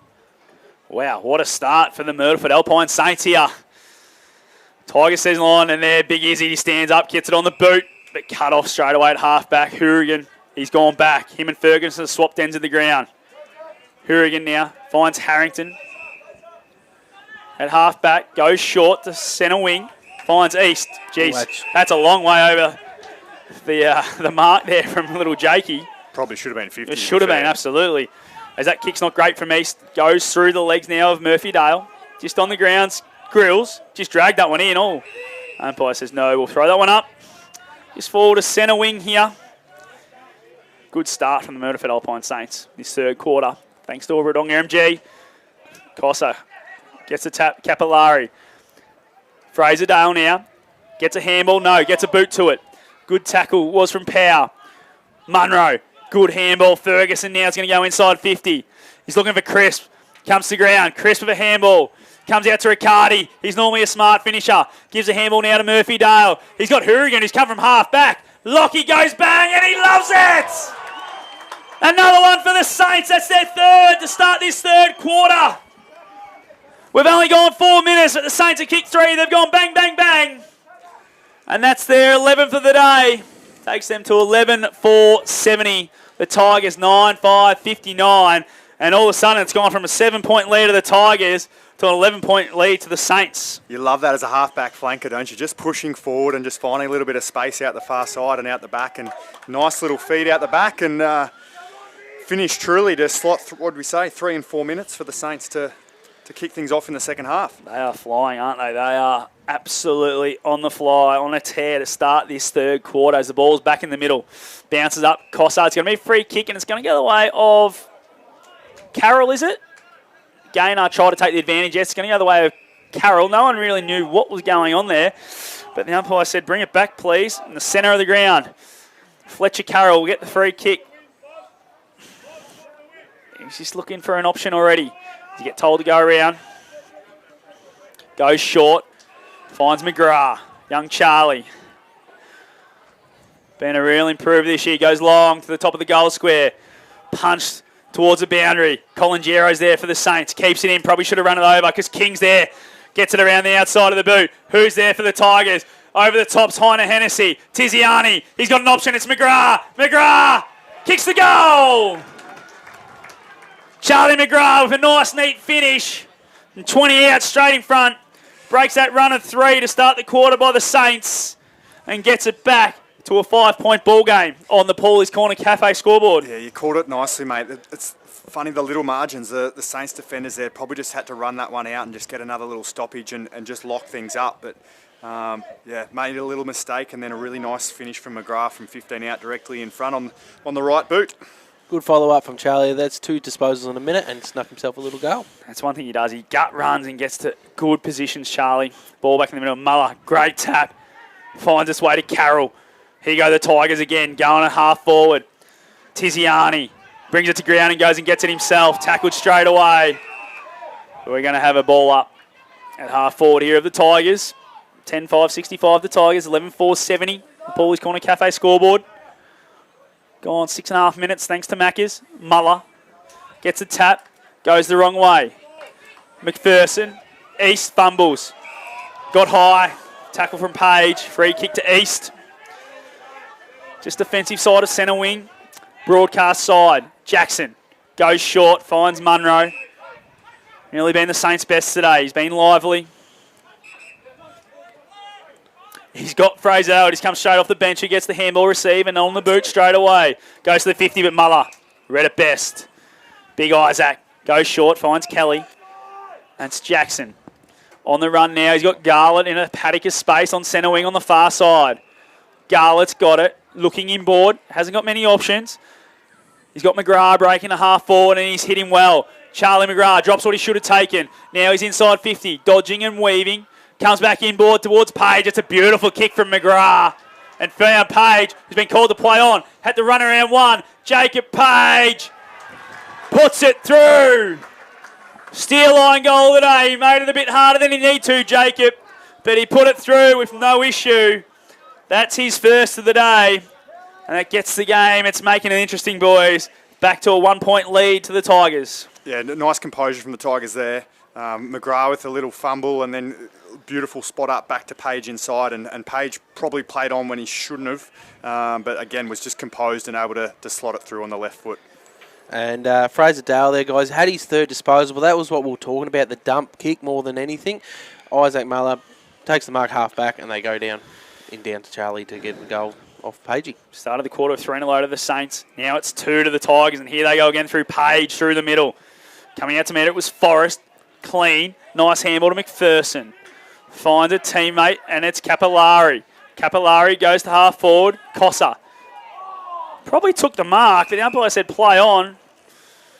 You would have claimed that in slip scan. Yeah, send it upstairs. Definitely would have. I think the fingers might have been under it, but anyway, Dave Ryan doesn't miss too much. Sun can't be in his eyes. He's got the hat on today, Dave. There's Cossa and Muller. Oh, that's a free kick. Has to be. Against Muller. High contact coming through was McPherson, so he'll get the kick. As we just see a bit of cuddling going on between Fraser Dale and Jacob Page. McPherson now is going to use Fraser Dale. It's gone all of 8 metres, but the umpire said that's far enough. He wants calling for him to come at him. Goes short. Who's going to be the first there? Heiner Hennessy gets a fist on it. McGrath. He's got back to help out in the fence. Feeds it backwards to Conlon. Lucas goes out wide in front of King. King's got the wheels if he can keep it in. He does. He holds it out in front. Now he needs a bounce and he runs away from Kelvin. Kelvin can't keep up. Oh, he's ran too far. Needed another bounce. It was there too, I think. Yeah, I reckon it was. Definitely needed another bounce then, did Reese. And he probably could have kept running, I reckon, Scab. Yeah, he could have, mate. Just had to take the bounce. Just got a little bit excited in front of the members. Had to take the second bounce. We mentioned earlier that we love him as a player, Reese King. He's having a good day, but a little unforced error there. Yeah, just needs to be a little bit better there, just a bit smarter, because he had a lot of space. Could have probably kept running. As Beatty now goes short, finds Fraser Dale. On centre wing, far side. Oh, this kick's a risky one. He's looking for Forrest, but he's got him. Conlon was only a couple metres in front, but it was a beautiful kick from Fraser. Forrest now goes short. McPherson, clean take, one hand. He's going to keep coming this way. He's going to find its way to Harrington. True centre wing. They've gone from one side to the other here of the Saints with smart play. It's found its way back to McPherson, back to Dale. Fraser, now they're in the square. Goes short again. Harrington, he's worked from this side to get inside, and now he gets rolling. Goes inside 50. Who's going to take the mark? No one. Falls away to Lockie Murphy-Dale. Nice sidestep. Gets through a tackle. Gets held onto by Duncan. Ball now finds its way backwards. Around the corner goes Colangero. Bowen with a beautiful, classy finish. Kicks his first of the day. And the Saints take the lead back again, boys. Yeah, I thought it was going to be Murphy-Dale dodging, weaving there, but lovely finish on the left foot again. It's just a toing and froing there, back and forth. What are the numbers there for Fraser Dale for the third term? Yeah, Fraser Dale's really starting to heat up. He had 3 touches in the last couple of minutes. He's got 6 for the quarter now, so 25 for the game. What a finish that was from Bowen Colangero. It was a late inclusion. Don't know why they didn't name him Thursday night. But anyway, the Myrtleford Alpine Saints 12-4, 76. Tigers 11-5, 71 on the Paulie's Corner Cafe scoreboard. This ball back in the middle. Cossa, nice tap to Dale. Gets the handball to Capillari. Just a high up and under off the side of the boot kick. Burns first there. And he's clean and strong over the ball. He's tried to bump him but fell over himself. Burn now for a nice bit of footwork, but it's a poor kick. It's chopped off by Fraser Dale, and he goes, we're just, need to probably rest here, boys, and take a bit of sting out of this game. It's not a good one. Colangero, handballs back now to Fraser Dale. He goes backwards to Forrest. Forrest, not known for his kicking. He's normally a down-the-line sort of operator. As you can hear the benches now yelling down the line. As he gets down the line, and Gilmore's in front. It's coming out of bounds, I reckon. Yep, that's off-east, I feel. I thought that was off-east. Nope, he's paid it. It's come off Gilmore, he's paid. So Booker goes away to half forward and finds Murphy-Dale. On the lead, Murphy-Dale, nice little hit up. Finds Riccardi, who plays on straight away. They've got numbers lined up everywhere. It's not the best kick. Over the top of Harrington. He's got a bit of time. Does Damon? And he's kicked it. They're flying, the Myrtleford Alpine Saints. Harrington's snuck forward as well. He's kicked his first. And the Saints are just pulling away a little bit now. 11-point gap opens up on the Paulie's Corner Cafe scoreboard. And it reads 11-5-71, the Tigers, to 13-4-82, the Myrtleford Alpine Saints. Yeah, you're spot on, mate. They're running hot. Murphy Dale's been everywhere. What are his numbers there, Jolly? He's had 5 for this quarter, a couple inside 50s and a couple goal assists. Yeah, had 5 and really been in amongst everything in and around the half forward line and looked really dangerous. As we're back in the middle, Big Ben Kelly's gone in the ruck. Give Izzy a bit of a chop out. Capillari, that's caught holding the footy and the umpire agrees. Gainer for a beautiful tackle. We'll get the clearance now. Jakey goes to half forward. Looking for Bren O'Hara. Game 150 gets out the back of him. Kelvin doesn't quite clean with it. Del Bosco handballs it back to Kelvin. Tackled straight away. Good forward 50 pressure there from Tiziani. And we'll have the throw up just inside the 50 near the boundary at the Albury end of the ground. Kicking the Noriel way. The Albury Tigers probably with the 1 or 2 goal breeze. Pow. Clean, he's tackled straight away as soon as he gets that. Was it in the back? Umpire says no. And we'll have a ball up. This time a little bit closer to goal for the Albury Tigers. As this game's gone up a notch, I reckon, boys. The Saints have brought the heat to start this quarter. As we know, the Tigers are 2 men down. Falling the way of Page now. Inside 50 around the corner. Jacob Page is going to miss to the near side. And minus score, it's 11-6-72, 13-4-82. Myrtleford Alpine Saints hold a 10-point lead on the Paulie's Corner Cafe scoreboard. We've gone 14 minutes on the Macca's time clock. Interesting time in the game here, boys. Obviously, Myrtleford have been running pretty hot this quarter. If they can gain the ascendancy and snag another 1 or 2 in a row here, it's going to make it very tough for the Tigers. But conversely, if Albury, with possession now, are able to go the other way and bring it back, it just sort of seems that the game's in the balance. As that kick from fullback goes out of bounds on the floor, and King's the recipient, goes inside 50. Tiziani just outstretched. Wasn't a good kick. Ball now just gets cleared with a high bomb. Kelly got wrapped up, probably could have got one. Munro again. He's been lively at these ground balls. Jackson Kelly worried him out of it now. He's caught holding the footy. Free kick to the Saints. It's going to go the way of Munro. He's got men running, and it's McPherson on the far side. McPherson keep going, he does. King's trying to chase him down. Ball goes inside 50. Oh, well done, Duncan. Led Riccardi to it. Couldn't pick it up, but ball now comes inboard. Jakey Gainer's there for the Tigers. They're going to run away with it here. He's found Hennessy on the far side. Colby Heiner Hennessy. Just says, righto, let's slow this one down now. He's got Jakey Gainer short, doesn't want to use him. Probably should have. He wants to take on a braver kick, and it's not a good one. But it's fallen the way of Big Ben Kelly. Munro wanted to bump him and then tackles him. Then he just falls on the ball in the middle. I think he's happy with that. He's Muncher. And we'll have a ball up in the circles. It's going end to end a little bit, boys.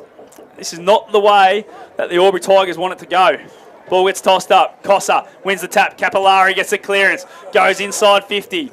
Who's there? Booker. Booker versus Gilmore. Well done, Gilmore. Taps it towards the boundary and goes and gets it himself. Gets it on the boot. Finds its way to Carroll. He's been massive today for the Tigers. Fletcher. Down the line he goes. Looking for Conlon. Well done, Jacobs. And then Gaynard just takes this one over, and we'll have a throw in right at the interchange gates of the Myrtleford Alpine Saints. As we said, boys, the game's just gone up a notch and really does feel like it's in their balance. The next goal here is pretty crucial. If Myrtleford are able to extend it out to a 3-goal lead, it's going to make it very tough for the Tigers. Ball tossed in, just reefed in by the umpire. Love it. What a throw in that is. And Big Ben just grabs it out of the ruck and kicks it inside 50. Over the top of Hourigan. Isaac resting forward. Picks it up. That's Muller. And he's wrapped up. And we'll have a ball up as we quickly go around the grounds thanks to Wang Mazda. 6-point lead now to the Yarrawonga Pigeons, 48-54. And here go the Hoppers, 41-31. The Dogs are in trouble as King gets the handball out towards Gaynor. Gaynor gets back to his feet. Jakey Gaynor! Mawson's concrete play of the day. But Jake Gaynor went to ground, popped up like a cork in the ocean and put that one through.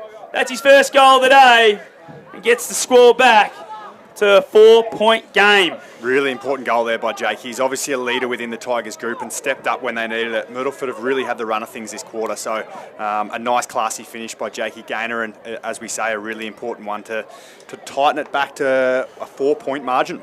Really good battle won there by King to get the handball out to Jakey to finish that off. How good was he? Went to ground, popped straight back up, and had the presence of mind to be able to finish cleanly. That tap to Kelly again. Carroll gets the clearing kick sideways. Riccardi sits under it. Riccardi for the Saints. on centre wing. He's got a few options. Called the play on now. Goes long.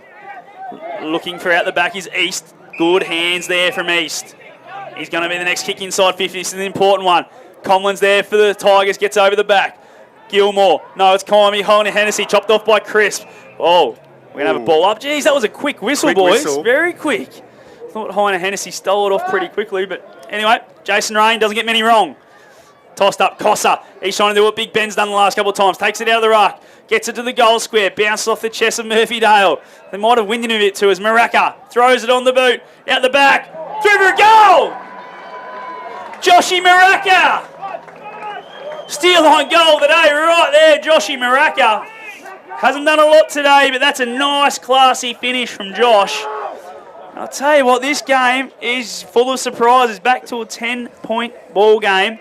And that Paulie's Corner Cafe scoreboard reads 12-6-78 the Albury Tigers, 14-4-88 to the Myrtleford Alpine Saints. Just threw it on the boot again. I don't know if he was going for home or the top of the square or what, but it's effective and extended the margin out to 10 points. It's or as Lockie Fraser-Dale a bit sore coming off the ground here, boys, too. I think he might have caught one in the lower region by where he's holding. I think Scam, as the ball from Gaynor goes inside 50 now to King.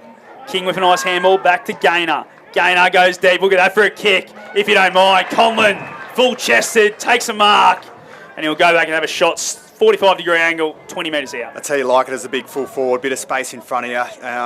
Beautiful kick by Jakey Gaynor. He's running hot the last 5 minutes with a goal and now potentially a goal assist. And a nice clunk by Conlon, who'll go back and line up for his 5th goal of the day, boys. Been a bit quiet this quarter. Jacob hasn't had a lot of service. 19.5 minutes gone on the Macca's time clock. Conlon need this one. Big deep breath as he starts his approach. On the move now. Conlon sets him home. If you don't mind, we had a perfect view of that one. Straight over the umpire's hat. Through for his 5th. He's having a field day out there. We said at the start of the day one of the forwards was going to have to kick a bag, and he's the man today. He's kicked 5. And that is the Tigers back to a 4-point game, 13-6-84. The Saints 14-4-88. What a game we've got, Scam. Yeah, absolutely, mate. It's been a hot quarter. I think we've got 10 goals for the quarter. Warm day, as we've mentioned a few times, and the game's just really opened up. It's sort of been a bit end-to-end, not too many stoppages and the ball in motion. Yeah, how good is this? This is footy we want to see. The ball's back in the middle. Page's handball gets cut off. Capillari now finds East. Around the corner, touched off the boot, says the umpire. Finds his way to Booker, heaves it over the head to Munro. Munro to Fraser-Dale, goes short, it's not a good kick. Cut off by Lucas Conlon. The Tigers are going to go wide and long. It's not a great kick from Lucas Conlon either. It's going to go out of bounds on the far side, not what they wanted. Could have really set up. They had a couple of guys running like Jackson Kelly into space, so not a great kick from Lucas. Not the worst result for a few of the mids to get a little bit of a blow at the stoppage. They've just been running basketball style end to end for the last 10 minutes. There hasn't been a lot of stoppages for the last. We've had that many repeat stoppages early on in the game, and now it's just opened up a little bit with a few tired boys. I feel as Munro. He's been big today.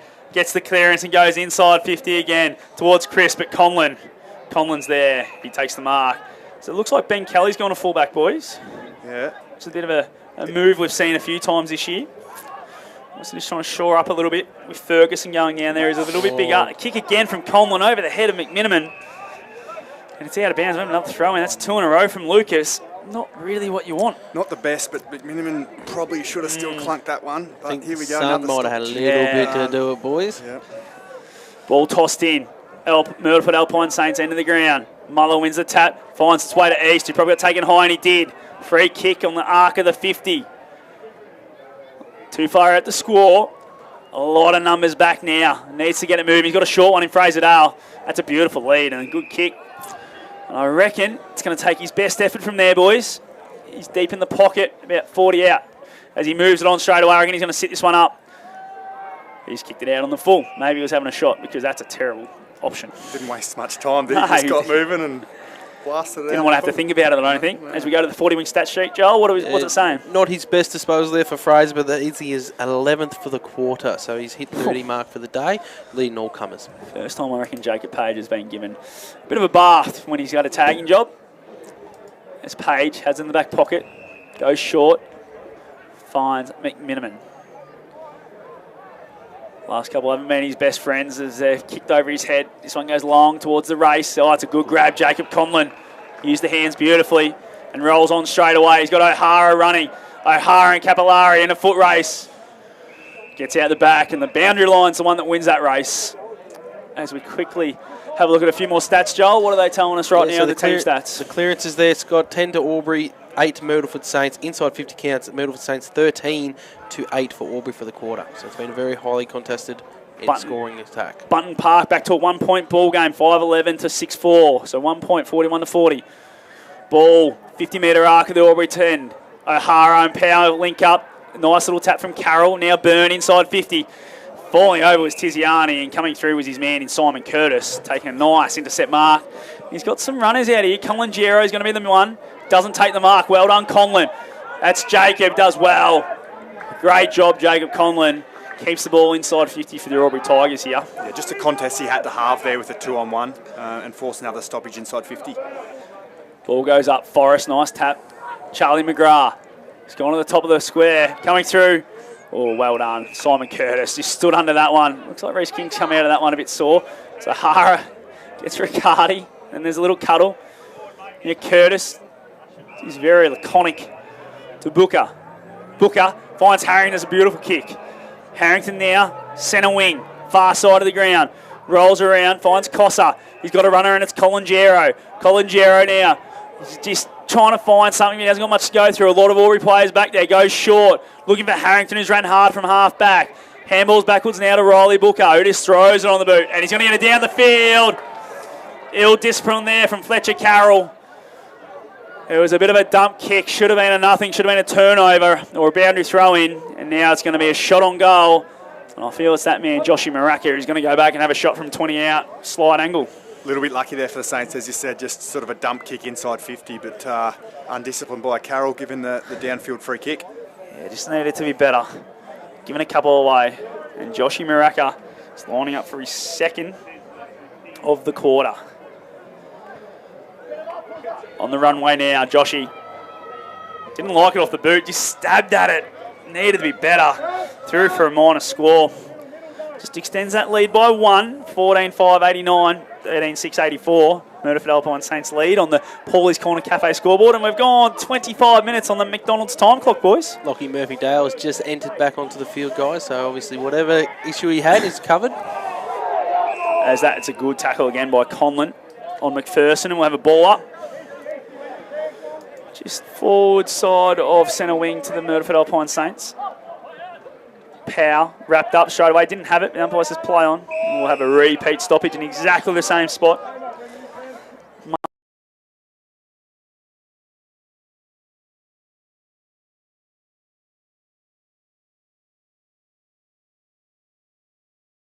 Cossa's going to get the kick.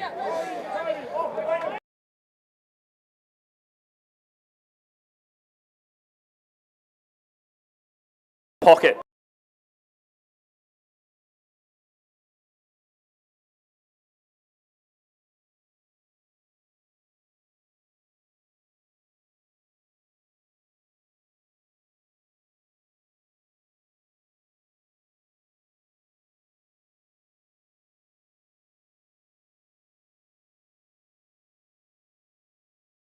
Chopped off there by Harrington.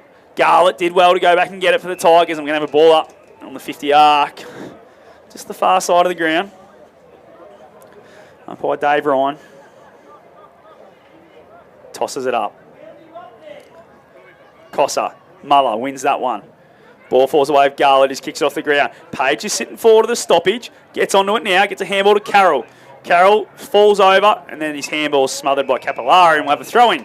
Right in front of the Terry Cross stand. They're out in the feet here, the boys, late in the quarter. We mentioned that it's been end-to-end and a few stoppages now. The pace in the game's just slowed, and both teams sort of looking for three-quarter time. Wodonga have taken the lead back against North Albury. 5-point lead there. So massive game there and a massive game here for the Tigers. So we're going to have a repeat stoppage. Fraser Dale gets tackled by Jakey Gaynor. And a little bit of push and shove, but nothing in it. It's tossed up again. Muller wins that one. Harrington, he's been big in this quarter. Gets to the clearance and kicks it around the body. Going the way to half forward, but Grills is going to get the free kick of an out of bounds on the full. Moves it on straight away, looking for Kelly. It's not a great kick, set up. Capillari spoils.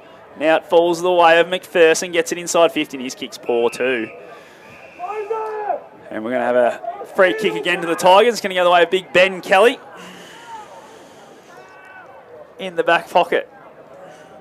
Called the play on now. Goes long to Muller, but Cossa, he's taken the mark out the back. Good grab. The young fella. Just nudged Muller under the ball there. Beautifully. It's getting better and better as the day goes on, I think, Toby. As that kick's a bit of a risky one, but finds Del Bosco. Mitchie, true centre wing, far side. Goes short, moving. He's found Curtis in a bit of space, who goes back and takes the mark. And we know what a finisher Simon Curtis is. This one should be like Shell and Peas, 35 out, straight in front. Yeah, sorry, Joel, you go for it. That's the 15th inside 50 for the quarter for Myrtleford, so they're really starting to get on top here. Can they put it away on the scoreboard, though? One thing in this quarter, their half-backs have worked so hard to get up the ground and influence the scoreboard, with Harrington kicking a goal, Curtis now having a shot on goal. Who are going to come off the half-back line? Curtis. Never in doubt from Simon Curtis, straight through the middle. Extends that lead to 11 points. 15-5, 95, 13-6, 84 on the Paulie's Corner Cafe scoreboard. Yeah, spot on, mate. As you mentioned, just the half-backs getting the chance to roll forward, as they love to do when they get the chance. And Curtis ended up on the end of that one and slotted it through truly. Massive, massive quarter and a massive goal there. 29 minutes gone on the Macca's time clock. And Simon Curtis just puts himself in the right spots all the time. That's why he's been a coach. He's been a superstar of this competition. And he's just proving time and time again why we love him on O&M Live. As now the clearance is won by East. High up and under. Over the top. Garlett comes and gets it. Turner's putting the pressure on. Gilmore does well at ground level, but he's going to be caught holding the footy now. But there goes the siren. What a third quarter that was by the Myrtleford Alpine Saints. Turned a 7-point deficit into an 11-point lead. 15-5, 95, the Saints 13-6, 84. The Albury Tigers, their season's on the line. This last quarter is going to be one of the biggest quarters in a long time for the Albury Tigers. In home and away football, that is. This is SS&A Ovens and Murray football on O&M Live. Because on O&M Live, you won't miss a thing. What's your future look like? Where do you want to be? Shaping lives through nursing? Building communities through community services? Maybe caring for animals through veterinary science? With GoTAFE by your side, you can make it happen. From agriculture, hospitality, health and wellbeing, trades and education, to hair and beauty or creative, learn real skills for real jobs and careers right now. With GoTAFE, you've got this. Search GoTAFE today.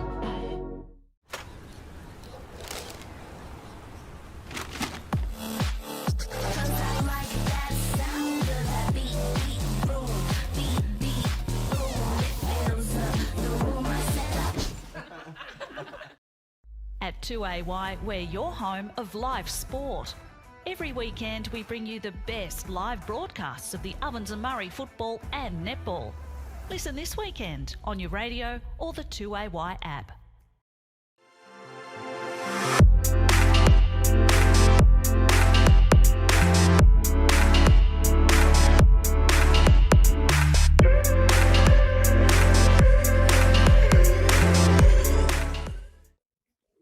Adroit Insurance and Risk, your local insurance advisor, able to tailor insurance programs to support your business. And we're proud to support our local community.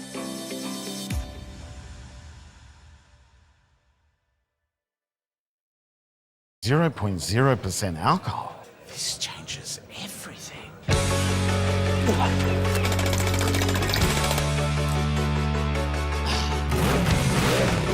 Rewrite the rules. Carlton Zero.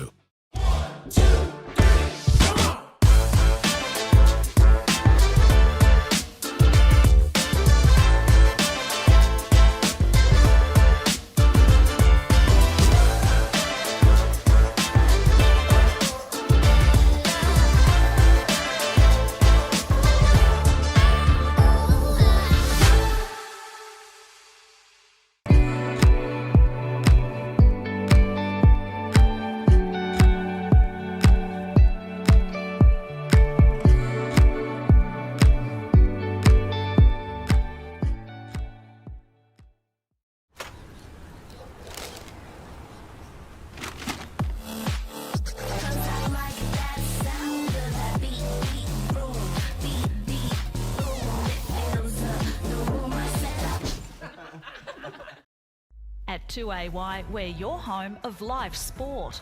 Every weekend we bring you the best live broadcasts of the Ovens and Murray football and netball. Listen this weekend on your radio or the 2AY app. Pain or injury can stop you from living life to the fullest. Albury Wodonga Private Hospital specialises in advanced orthopaedic services and offers a full range of care from diagnosis to surgery and rehabilitation. Get back to the life you love with our support.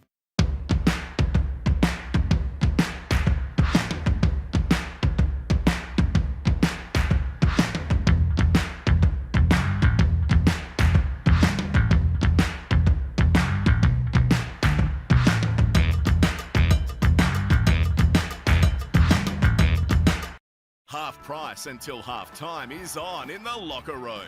Watch Friday night AFL footy action live on our big screen and get half price selected beers until half time.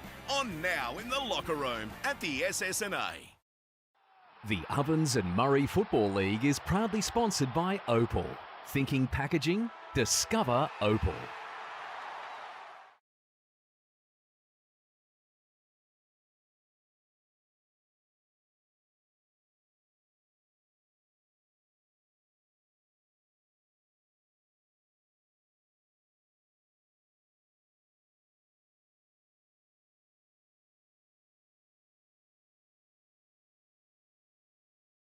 Welcome back to the Albury Sports Ground, and what a game we have here.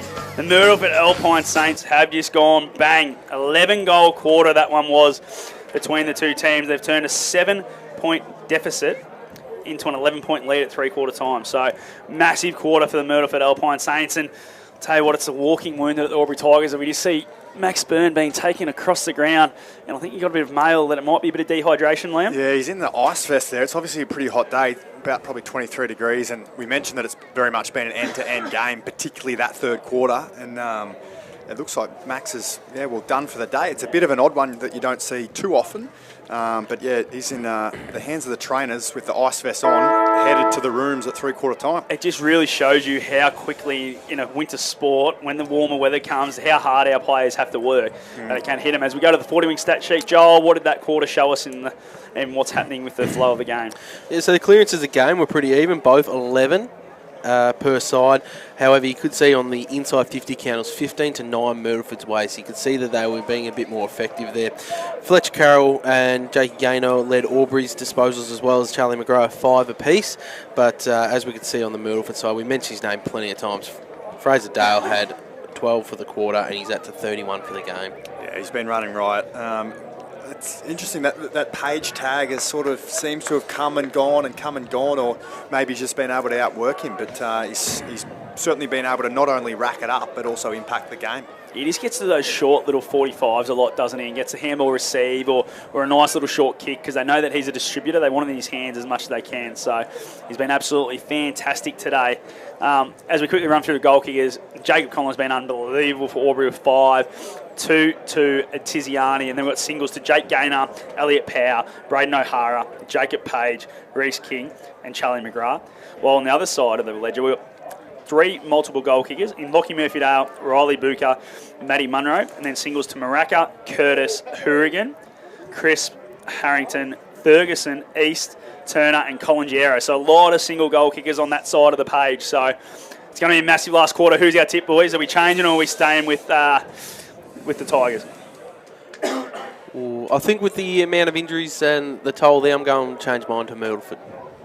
Yeah, I agree. I mean, all signs point towards Myrtleford with a 10-point lead, and only one on the bench for Albury. If Albury are able to find a way to win from here and sneak into finals, it would be an enormous effort. Be unbelievable, and of course they need another result to go their way. The way it's looking at the moment, they need North Albury to get over the line against the Wodonga Bulldogs, which they've gone 11 and a half minutes in the last quarter. It's a 4-point lead to the Bulldogs. This is the last quarter under the way for Cavalier Holmes here on O&M Live. 3-E, 15-6. Capillari's over it, but Muller gets tackled without. He's going to get the free kick. Put him down for a 40 winks. And the clearance, Isaac Muller. Been massive today. Costa got back to him in the third quarter. But Muller starts well this last quarter. His kick's not a great one out in front of King. Poor bounce. Oh, head taken off by Mitchy Dell. And King doesn't like it and lets him know about it. But you got the free kick, Reece. You just get up and take your kick, I reckon. Not the day you want to be turning over a ball there. Oh, risky kick at minimum. Takes the mark. Braden, second game back in the seniors since July last year. He's been unbelievable today. Small key defender. Oh, good grab, Tiziani at half forward now. Rolls around. Goes inside 50, looking for Conlon. Conlon out the back. Curtis gets back and helps out. O'Hara picks it up and fumbles it. Jacobs now gets a handball away, and the Saints are going to move it. It's going to find its way to Ferguson at half back. Not much on. It's got no one down the line. So he just goes, I'll take a bit of pace out of this.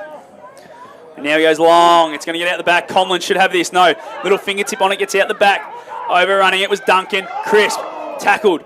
Umpire says play on. Cossa. Toe poke off the ground for the Saints. Gets a handball to Maracca now. Ball's inside 50. Murphy Dale. He's shot forward. He's got a paddock if it sits for him. Lockie Murphy Dale. Duncan gives a chase. But Murphy Dale kicks a goal. Steal line goal today to Lockie Murphy Dale.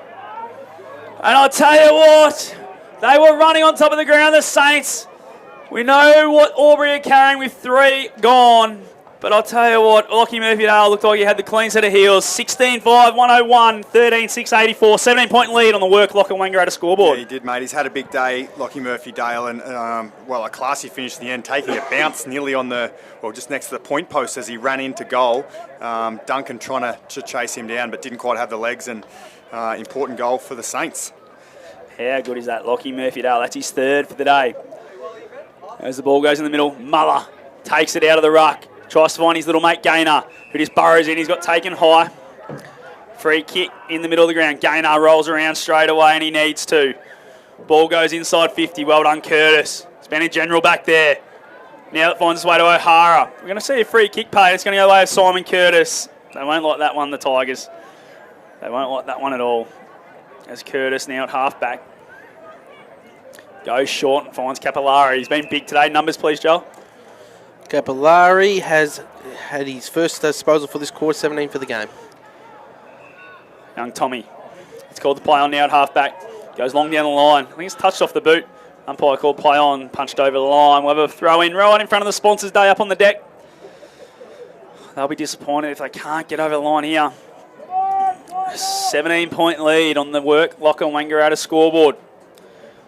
Albury down to 1 on the bench. It's going to be a massive effort if they can get there. Ball just wanders around. Kelly gets it on the boot for the Tigers. Goes to half forward. Over the top, Forrest gets a fist on it. Fraser Dale gets a little handball. No, he was out of bounds before he got his hands to it. Might quickly go around the grounds thanks to Wangaratta Mazda. Just quickly, North Albury 3 points up in the last term over Wodonga. So I guess the scenario for Albury really there is that they're going to need North to do them a favour and get the win, and they're going to have to find a way to get over the line here to get it done. Yeah, job number 1. Got to get the 4 points here to the Albury Tigers. Ball is forced to the ground. Muller picks it up, tackled straight away. Ball pops out. Just quickly, Scam, we got the score at the top of the table, clash between the Rovers and the Pigeons. The Pigeons, after trailing early, now lead 74-49. Oof, they've kicked away, have the Pigeons. The ball now cleared by the Myrtleford Alpine Saints towards centre wing. Colby behind a Hennessy, gets a kick on it. Oh, it's a good grab. It's a really good grab there. Jakey Gaynor, right in front of the race here at the sports ground. Goes to half forward, it's over the top. Well read, Mitchie Del Bosco for the Saints. Intercept mark.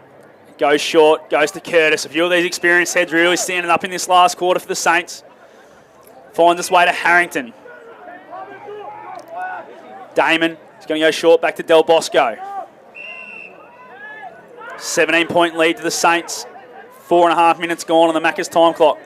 Sideways chip kick to Jacobs. Handball received to Fraser Dale. Little short one to Harrington. He's got Beatty. Diesel goes straight away from centre wing. Nice kick, finds Munro at half forward. Munro wheels.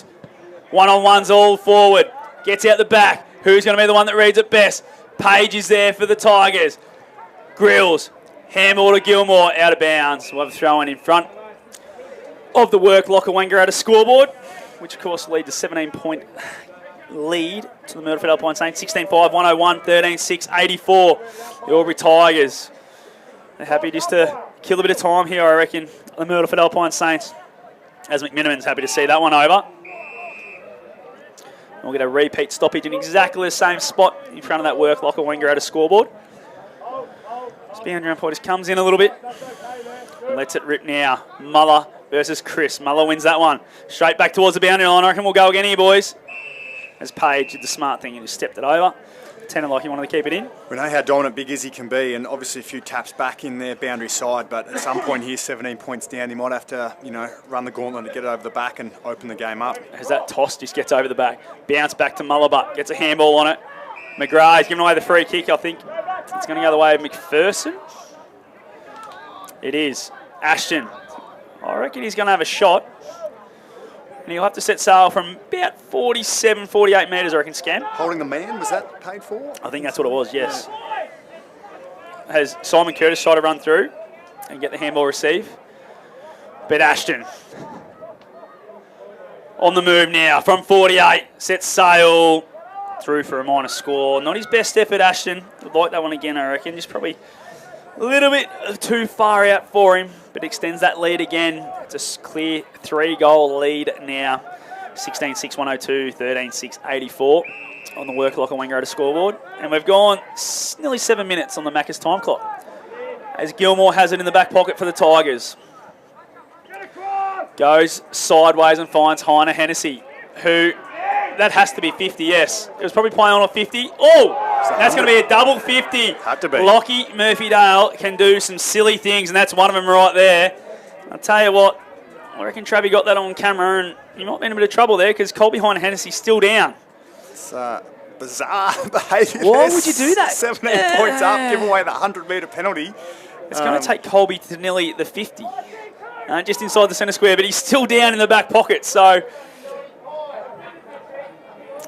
as there's a bit of advice given from down below that it might not quite have been 100, which I kind of agree. When the 50-metre arc's there and then the square should only be 45, that's 95, so Scam, I don't know about your maths, but probably should have nearly been on the 50 at the other end. I would have thought, mate. As that kick's poor by Heiner Hennessy. And Capillari takes the inset mark at half back. Goes sideways now to that man Murphy-Dale, the culprit. As McPherson goes short and has Colin Jarrow who can keep running. Puts the hammer down now and then kicks towards half forward. It's not a great kick in front of Ferguson. It's going to bounce out. And over the boundary line for a throw-in at half forward for the Myrtleford Alpine Saints, who are kicking to the Norrill end of the ground in this last quarter. Clearance, boys. 3-2. Myrtleford down to Albury. Sorry, went the wrong way there. And the same with the inside 50s. Albury are leading 3-2. And that's on the 40-wing stat sheet. As this one's tossed in at half forward for the Saints. Bit of holding going on. I don't know who's this one's going to go to. The umpires and pointed anyway. I think Isaac's got it. Ruck raffle, as they say. Oh, I tell you what. And Jakey Garnard tried to just steal a kick, but he's tried to do that a couple of times. He has, hasn't he? Today, Jakey. As soon as the whistle, he just takes off. Yeah. It's a kick to Muller. Goes short and sideways to Heiner Hennessy. Heiner Hennessy now is going to go long towards half forward. Looking for O'Hara over the back. It goes out of bounds. Just forward of centre wing for the Albury Tigers. Obviously out on their feet a bit here, Albury, one man on the bench, but at some point, their only option's really going to be to open it up and look to come back through the corridor a little bit. There's been a number of stoppages, especially boundary throw-ins this quarter. And that's, of course, Liam Scammell's voice. Thanks to Elite Building and Construction as Muller wins that tap. Coming through Capillari. Geez, he's been big, I reckon. East gets the handball now. Coming through was Maraka, but worried out of it. McGrath for the Tigers has it going through the middle, takes a bounce. Munro applies a tackle, but he got the kick away. But that man, Simon Curtis, is having a really good start to this last quarter and has chopped that one off again. It's what you like to see from McGrath, taking it on, took a bounce, but just, lacked a little bit of composure going inside 50 and nicely picked off by Curtis. There's Kelvin at halfback now. Kick cut off by Gilmore.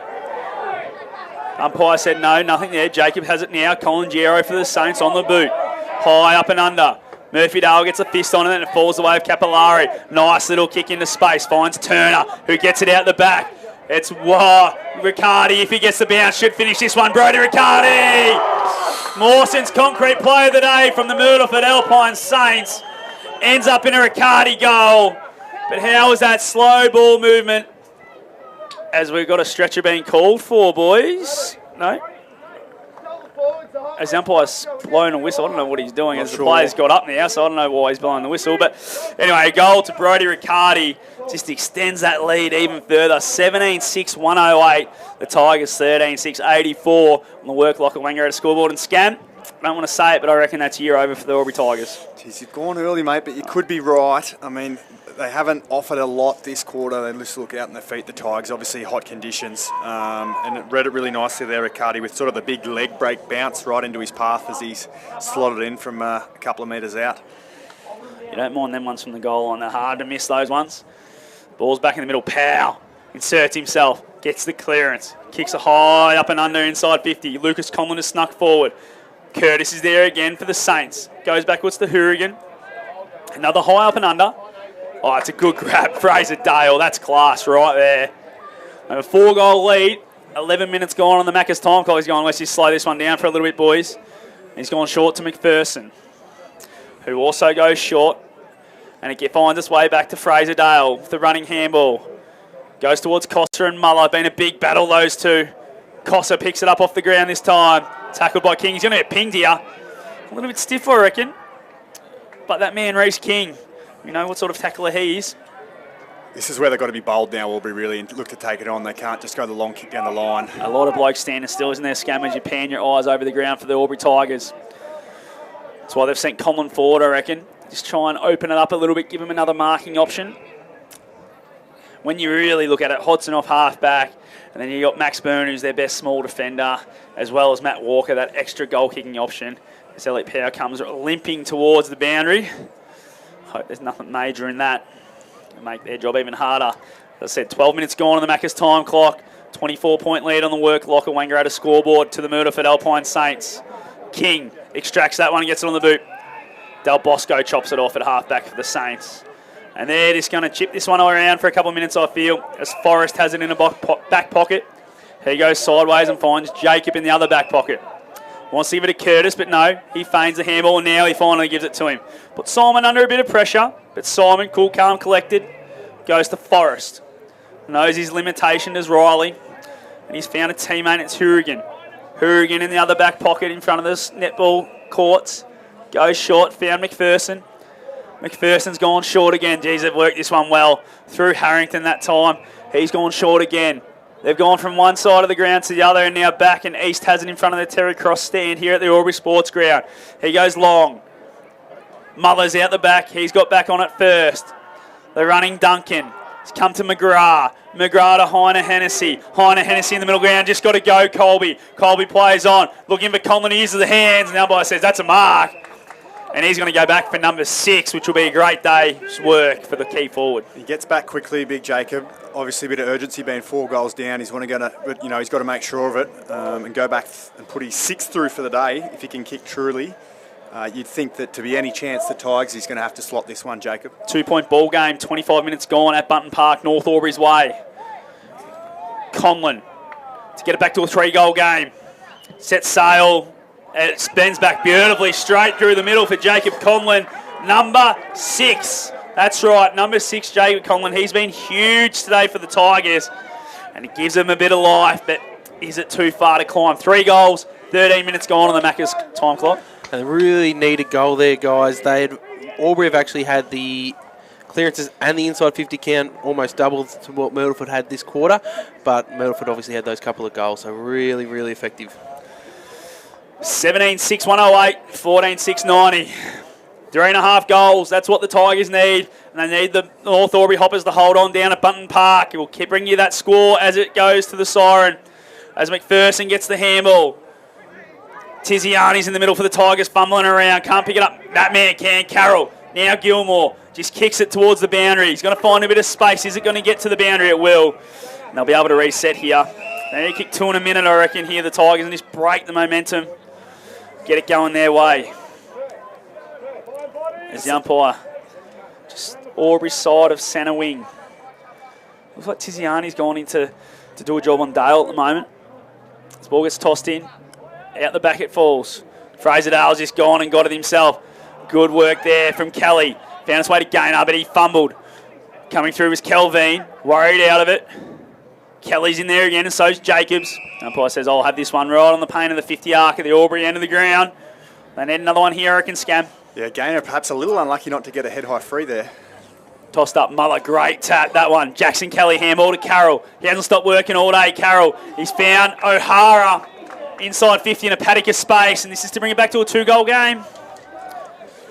Yeah, nice ball use again by Fletch there. I think he was sort of looking the top of the square, and then just saw O'Hara on his own and just a little 15-minute spot kick. One thing this man can do is kick a football. Already had the one in the first quarter.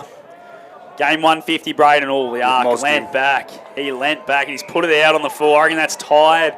Older legs right there from Braden. And not to score, like even a point there makes it a bit easier, doesn't it, the assignment, as it's still a 3-goal game. Elliot Powers returned to the field, guys, so obviously the ankle injury or whatever he was limping from, he's recovered well from it. Could just be his gait. He does run a bit funny, doesn't he, Elliot? He just has that little shuffle when he gets going. Even a bit of cramp late on. Yeah, it could be that. As Curtis gets the free kick from out on the full, goes long. Muller couldn't quite grab it. Cossa did well. Pops out. Gilmore fights hard against Dale. Then applies the tackle and takes him out of line. Out of bounds. It's a throw-in, isn't it? It's got to be a throw-in. Yeah. As Fraser Dale thought he got a free kick. Don't know what he was thinking. Maybe a little bit of a sling tackle there, but the ball will be thrown in. As the ball gets tossed in. I think the boundary umpire just gave the coach's box a bit of a mouthful. I don't mind it. As Tiziani goes deep inside 50 towards Conlon. Conlon, 2 grabs, couldn't quite get it. Jacobs, handball to Curtis. Goes short, finds East. Jackson East. What's his numbers on the 40 winks, Joel? He's had a very quiet 4th term here, mate. He's on 15 for the game. Goes short, finds Capillari. That's a poor kick, Tommy. Jackson Kelly takes the mark for the Tigers. He's going for Jacob Conlon as well. Why not when the form he's in today? He's going to be paid a free kick against Conlon. Pushing the back, paid. It's going to go the way of Simon Curtis. Hoppers have won, boys. Just got the message through from Bunton Park. So the Hoppers have won. So Albury just need to win to play finals. Ball goes down the line, finds East. 3-point game it was at Bunton Park, 62-59. So Albury's season is in their hands. Can they do it? 3 goals, 19 points. That's what they require. Ball gets over the top. Duncan for the Tigers. Goes inside 50. Finds Conlon. Conlon's going to have a shot from 45 here for number 7. Well done there by Duncan. We speak about it all throughout the day, just the composure of the ball use, just to spot up Conlon. Lining up for number 7. Again, we spoke about how important his last shot on goal was, and he's going to have to nail this for the Tigers to be a chance. Big, deep breath at the top of his mark. Jacob Conlon gets moving now. Sets sail from 48. It's not a good one. He knows it off the boot. It's gone sideways. Lucas is the first one there. Now gets spoilt. Damon Harrington can't pick it up cleanly. He does now. Harrington goes short, looking for Turner. Little half volley. They're full of runs still, the Saints. Capillari's handball's no good, but Gainer to Grills. Grills inside 50. O'Hara. He's found a paddock of space. Has he got the distance still in those legs? Surely. As he gets told to just go back and have the shot. Forget about the last one, Braden. Here he goes. O'Hara. Game 150 for the Tigers and last of the home and away season for him. He set sail, he stabbed at it, he loves it, puts it through. Bit of life still in these Tigers. Back to a 2-goal game. 17-6-108, 15-6-96. And they're still alive on the work Locker Wangaratta scoreboard. That's it. I mean, the end in sight now for Albury. It's just go at all costs. Bit of a costly turnover for the Saints, and yeah, we could hear from the coach's box next door. Just have a bit of composure. No need to take unnecessarily risks. So they've been able to do it nicely and slow down the game and take some uncontested marks at times throughout this quarter, but probably just blazed away there. Really got some reward for effort finally there, guys. That's the 11th inside 50 to 4 for the quarter. Wow, and they've only kicked the 2 goals, Albury, so they need to get some ascendancy as Capillari kicks it around the body, looking for that man Maraca. Maraca goes inboard and finds Fraser Dale. Fraser Dale just keeps rolling, and why not? He's got a paddock of space. Goes sideways looking for East, but it's not a good kick. Gainer's there. He's going to get pinged. He is holding the footy. Fraser Dale takes the advantage straight away. And misses. It could be a handy point, boys. Through for a minor score. Makes it a 13-point game. 17-7, 109, 15-6, 96. The ball's in the middle. Kelly gets a handball. No, just ends up falling in the lap of Del Bosco. And we're going to have a ball up in the centre square. 3 goals. That's all the Tigers need to keep their season going. The Saints are trying to finish their season on a high. As Isaac's going to get the free kick here. Muller in the ruck infringement. As the umpire just needs to be quicker to pay those kicks, I reckon, instead of telling him what's going on. Muller goes short. Oh, no. Poor kick. Coming off the bench was McPherson. McPherson's going to go short to Colangero. They've got the overlap. They've got Munro. Heap of space. He should play on. He's got Muller coming at him, so he just goes short straight away and finds Maraka of the sliding mark inside 50. And I reckon Joshy will take all the time in the world here and try and kill this game with a goal. As he goes short, and it's a nice kick, finds Crisp on the lead. Smart play, Joshy Maraka. He's found Crisp in a better position. He's probably 25 out, but a bit of a tight angle. Charlie, take your time. As Charlie Crisp. Umpire's just trying to, I don't know, he's blowing the whistles a lot, telling Ben he has to move a little bit on the mark. And now he sets the mark. Charlie Crisp. They've wasted a good 20 seconds here. Crisp on the runway. Set sail. What does this do? He doesn't mind it. He doesn't mind it at all. Charlie Crisp. That's his second of the day. And that's the one that puts a nail in the coffin of the Albury Tigers season. Classy finish in front of the scoreboard there, tucked up hard in the pocket from Chris. He certainly took his time, sucked a bit of more time out of the game, and has likely kicked the sealer there for the Saints.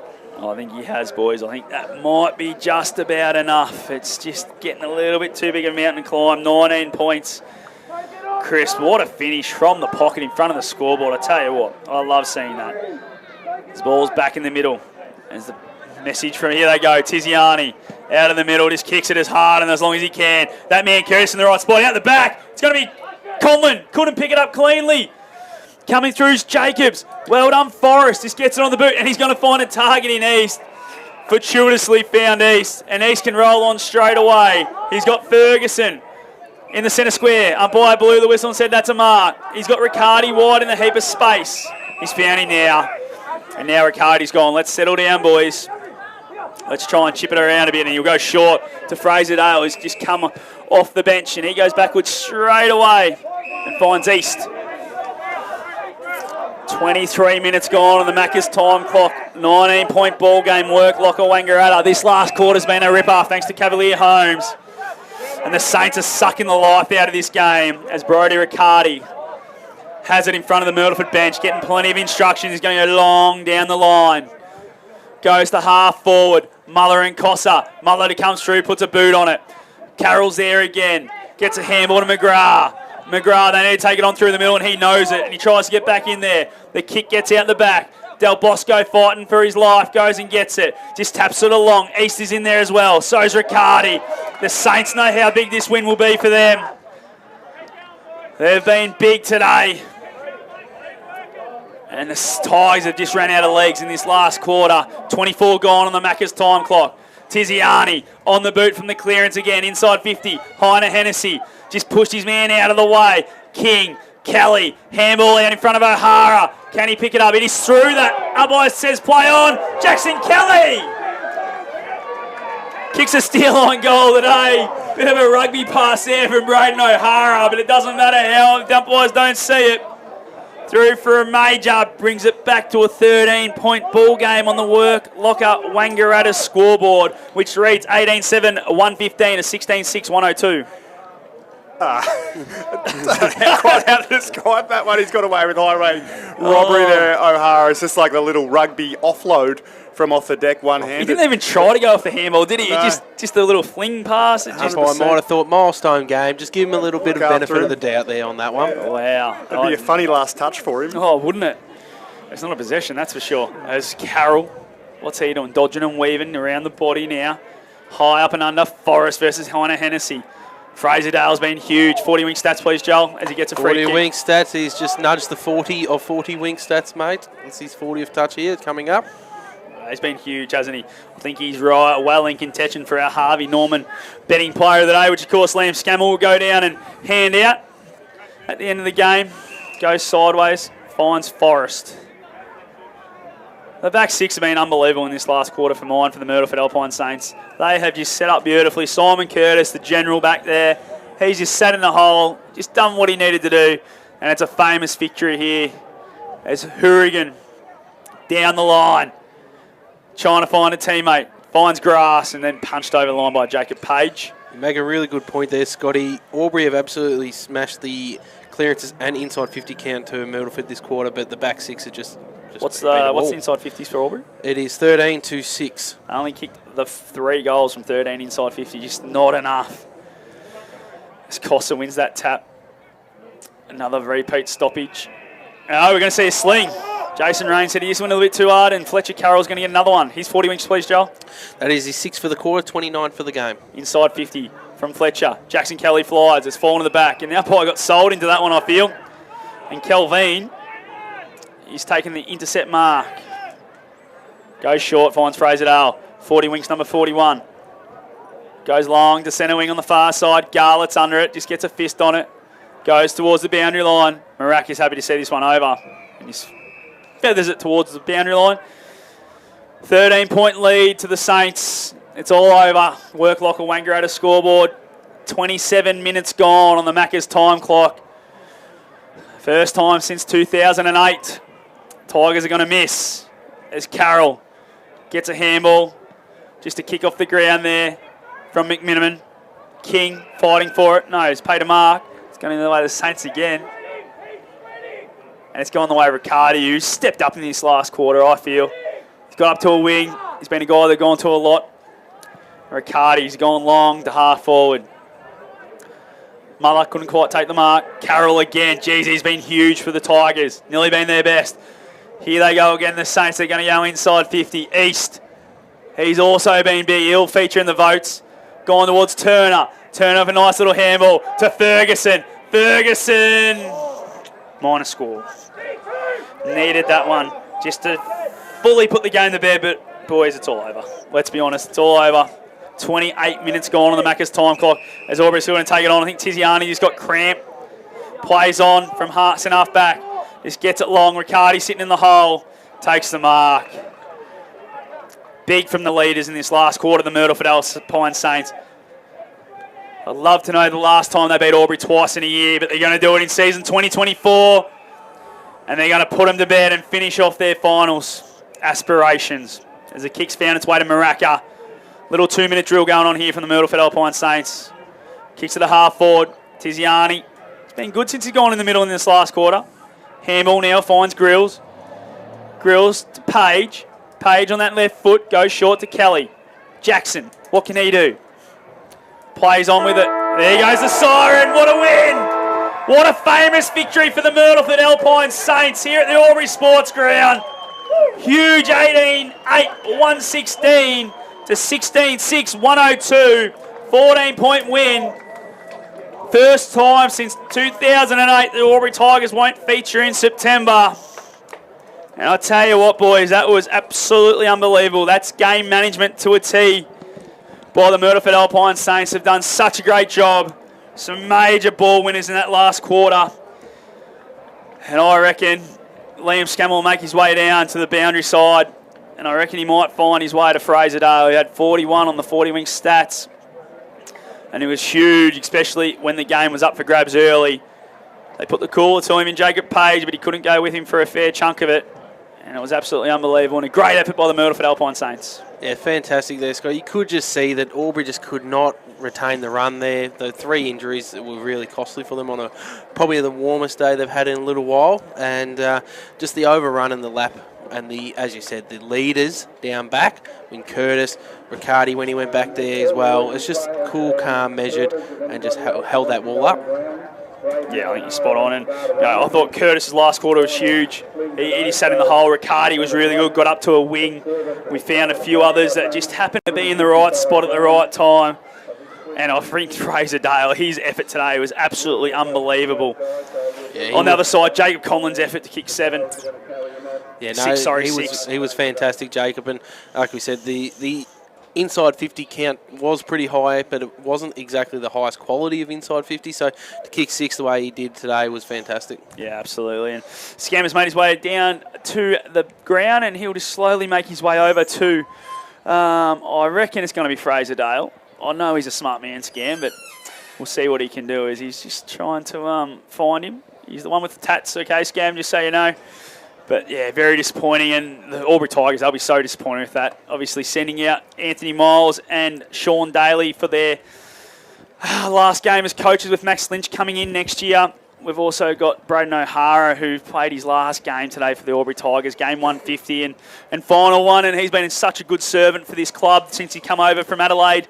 Obviously, it was a Central District product, but today the story is basically all about the Myrtleford Alpine Saints. They were absolutely fantastic, and what a way for them to finish off their year. They've finished off strong, and they've been unbelievable. And, yeah, Scams is trying. The Myrtleford Alpine Saints boys haven't helped because they've gone over there for a bit of a guard of honour for Braden O'Hara, but I'm sure he'll be able to grab Fraser when he can. As Braden gets clapped off by both teams, and the reserves boys have also come out, and just a testament to what a player he's been. He's won the 4 or 5 flags here. Absolutely fantastic. And, yeah, he always put his hands up for interleague footy. He's been a good servant to the league, not just to the Albury Tigers. So, absolutely fantastic. And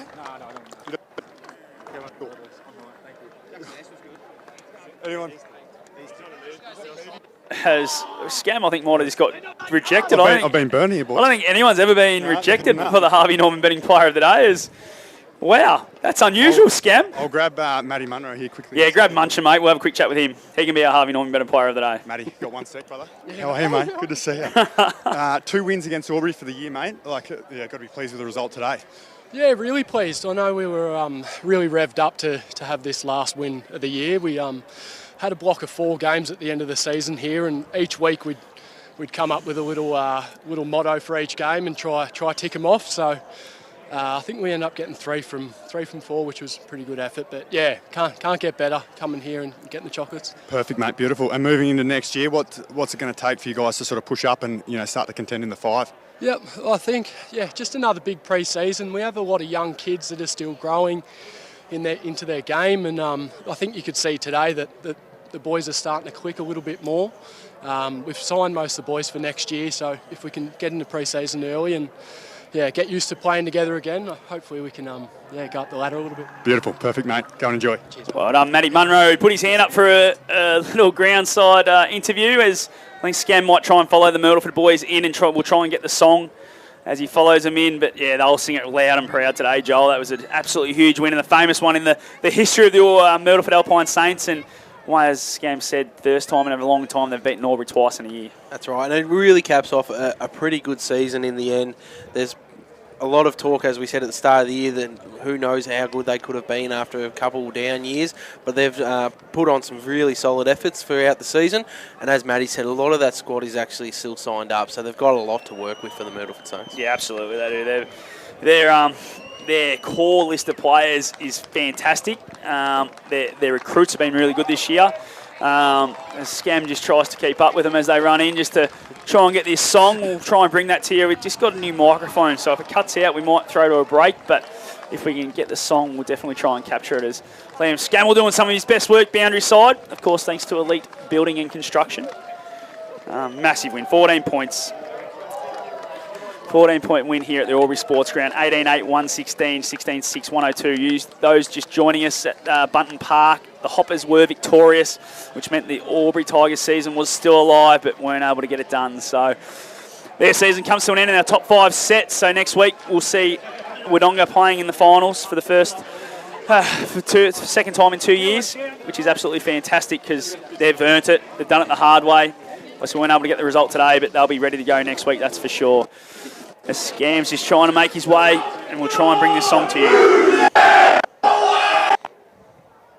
As we've just lost him, I reckon.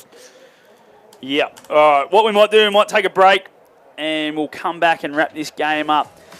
Massive win, 14-point win, famous victory to the Myrtleford Alpine Saints at the sports ground. That's season, home and away season 2024 done in the SS&A Ovens and Murray. We'll wrap this game up and look forward to a massive week of finals next week after this break on O&M Live, because on O&M Live, you won't miss a thing. What's your future look like? Where do you want to be? Shaping lives through nursing? Building communities through community services? Maybe caring for animals through veterinary science? With GoTAFE by your side, you can make it happen. From agriculture, hospitality, health and wellbeing, trades and education, to hair and beauty or creative, learn real skills for real jobs and careers right now. With GoTAFE, you've got this. Search GoTAFE today.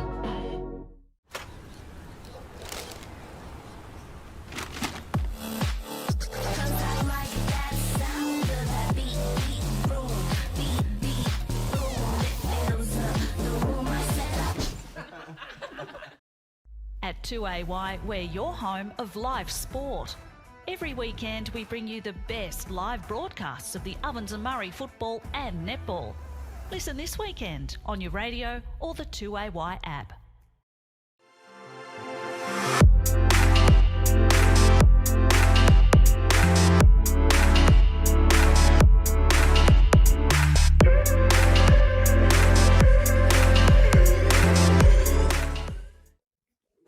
Adroit Insurance and Risk, your local insurance advisor, able to tailor insurance programs to support your business. And we're proud to support our local community.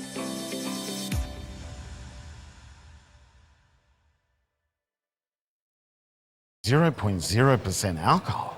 This changes everything.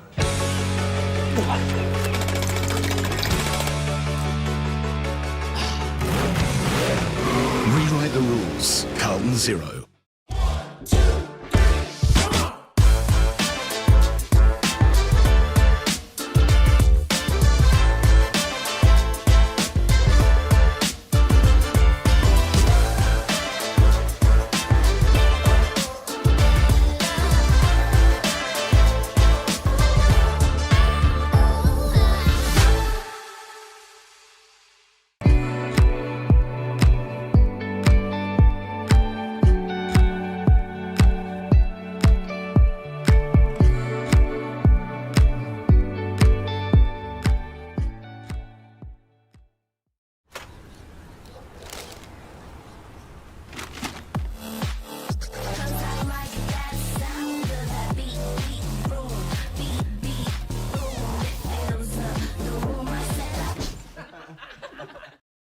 At 2AY, we're your home of live sport. Every weekend we bring you the best live broadcasts of the Ovens and Murray football and netball. Listen this weekend on your radio or the 2AY app. Pain or injury can stop you from living life to the fullest. Albury Wodonga Private Hospital specialises in advanced orthopaedic services and offers a full range of care from diagnosis to surgery and rehabilitation. Get back to the life you love with our support.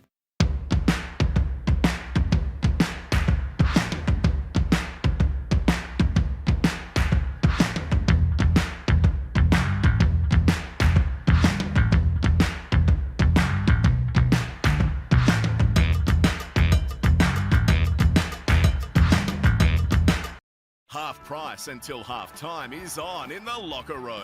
Watch Friday night AFL footy action live on our big screen and get half price selected beers until half time. On now in the locker room at the SS&A. The Ovens and Murray Football League is proudly sponsored by Opal. Thinking packaging? Discover Opal.